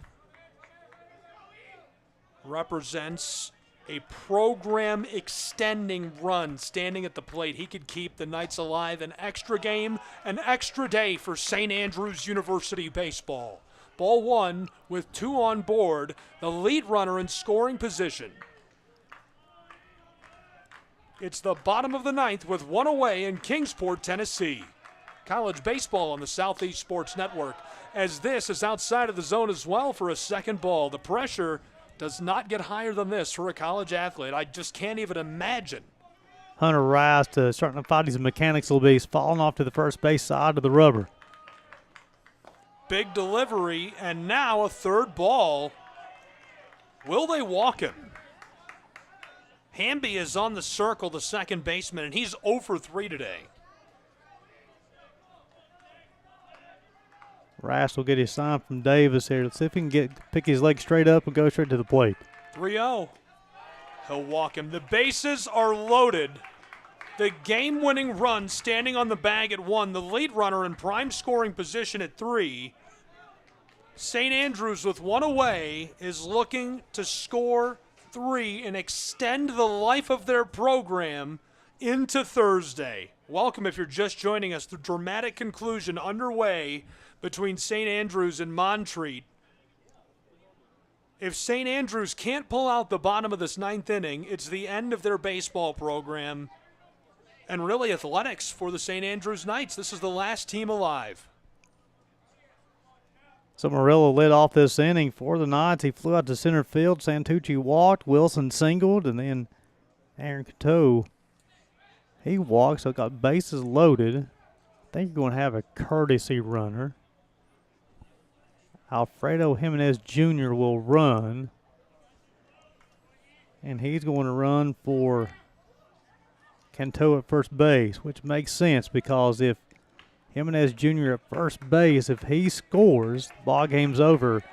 He's second on the team in stolen bases. He's demonstrated the ability to be very, very quick, good base runner. As you talked about, Garrett Hamby, the second baseman, will hit. Let's see if Hunter Rice will be able to find the strike zone early in this at-bat. With the bases loaded, Hamby knocks this out. Strike 1. Bottom of the 9th, 1 away, bases loaded. St. Andrews Knights, the program on the line. No pressure higher than this. I've never seen anything like it in person. It's 10 times more dramatic than a promotion and relegation matchup. It's like Birmingham Southern all over again from last year. Yeah, you talk about program. It's also just for the school, right? It's the university. This is the last competitive team for the Knights. Count even at 1. Goes after it. It rolls into the backstop. Strike 2. Hamby. The crest of the Knights on the line with a count of 1-2 and 1 away. The base is loaded. St. Andrews will forever be a memory if they can't win this game. Banger! Floated left side, looking to retire a second runner in left field. He gets under it, and the center fielder controls it. Tagged up, coming home. This run will score for St. Andrews University. So they get 1 on the board as he sack flies to left field. Well, let's talk about Zeb Marquis, who comes from dead center field almost all the way over to left to make that play. That baseball well hit left field, deep enough in order to get the run. Closes the gap 2-1. Down to the last out, and has Bryson Beber, the first baseman, 1 for 3 on the afternoon. Wilson is standing in scoring position at 2. A check-in with him, and he's able to get back in time. So that's a balk. And that is a balk. The reason why it's a balk is the throw has to be to the bag. You can't just turn around and throw it to anybody. The second baseman was in position. The pitcher turned. He was at second base, so he just took it to the second baseman, and both runners advanced to second and third. So Wilson is in prime scoring position as this is choppered foul to the left. 2 away, 1 strike in a 1-run game. And the winning run moves up 90 feet closer. Alfredo Jimenez at second base. That's a huge play. He is in scoring position. Choppered foul again to the left, strike 2. And so now 1 strike away from closing the door. Rast could end the St. Andrews Knights here. Look, all the St. Andrews players on the bench cheering on their teammates. 0-2. Got a hold of this, fouls off. St. Andrews exist for another pitch. And also this, we talk about the program, the school coming to close. Montreat's trying to save their season as well, right? This is an elimination game in the Appalachian Athletic Conference. You talked about the tension and what's at stake for both these teams. Fun baseball game. 0-2. Held off, and they'll say that he's going to stay alive. That's ball 1 just under the strike zone. That would have been a tough call for a first base umpire to say, yeah, he went around on that one. But I think it's the right call by the umpire. The crew's done a good job all week long. 1-2. Fouled off. St. Andrews and the Knights staying alive for another pitch. 2 away, 2 in scoring position. The winning run is Jimenez standing at second base. And he knows how to pick him up and put him down. So the ball gets to the outfield. This ball game is over. 1-2. Big cut. And the Montreat Cavaliers avoid elimination. They advance in the 2025 AAC Baseball Tournament with a victory over the St. Andrews Knights on day 2 in Kingsport, Tennessee from Hunter Wright Stadium. Gary, the St. Andrews Knights fight to the absolute bitter end. They put it all on the line, and their program comes to a close with that loss 2-1. That's hard to see. Congratulations to the Knights for punching their ticket to the tournament, fighting right down to the wire, and being a great example. That's what sports is all about. Never giving up, never giving in, and never quitting. It's tough to say goodbye to the Knights. You talked about they come to compete. They got beat 3-2, 2-1. That's 2 really good ball games, and they put it on the line. But for the Montreat Cavaliers, Ron Hendrickson was the story today. 8 strong innings, 8 shutout innings. Pitched his team to be able to advance to the next round of the Appalachian Athletic Conference. But congratulations, St. Andrews Knights, and our hearts are out to you. Definitely played entertaining some baseball this week, and lost for words. Lost for words about sums it up. Congratulations to the Montreat Cavaliers. We will see you tomorrow. St. Andrews and the Knights, please do reach out if there's anything we can do to help at SCSN. Tag us in your highlight film as you're looking for a new school. We will happily repost it and connect you with anyone that we can. For my good partner and friend, Gary Justice, for the Knights for the final time, and for the Montreat Cavaliers, as well as all the fans, I'm Gabriel Schrei saying so long from Kingsport, Tennessee. Your final score is 2-1. The Montreat Cavaliers advance in the tournament. This broadcast and production is copyright material of the Southeast Sports Network and Schrei Media. All games and events airing on our networks are broadcast live and are archived inside of the app or platform where you viewed them and available for replay.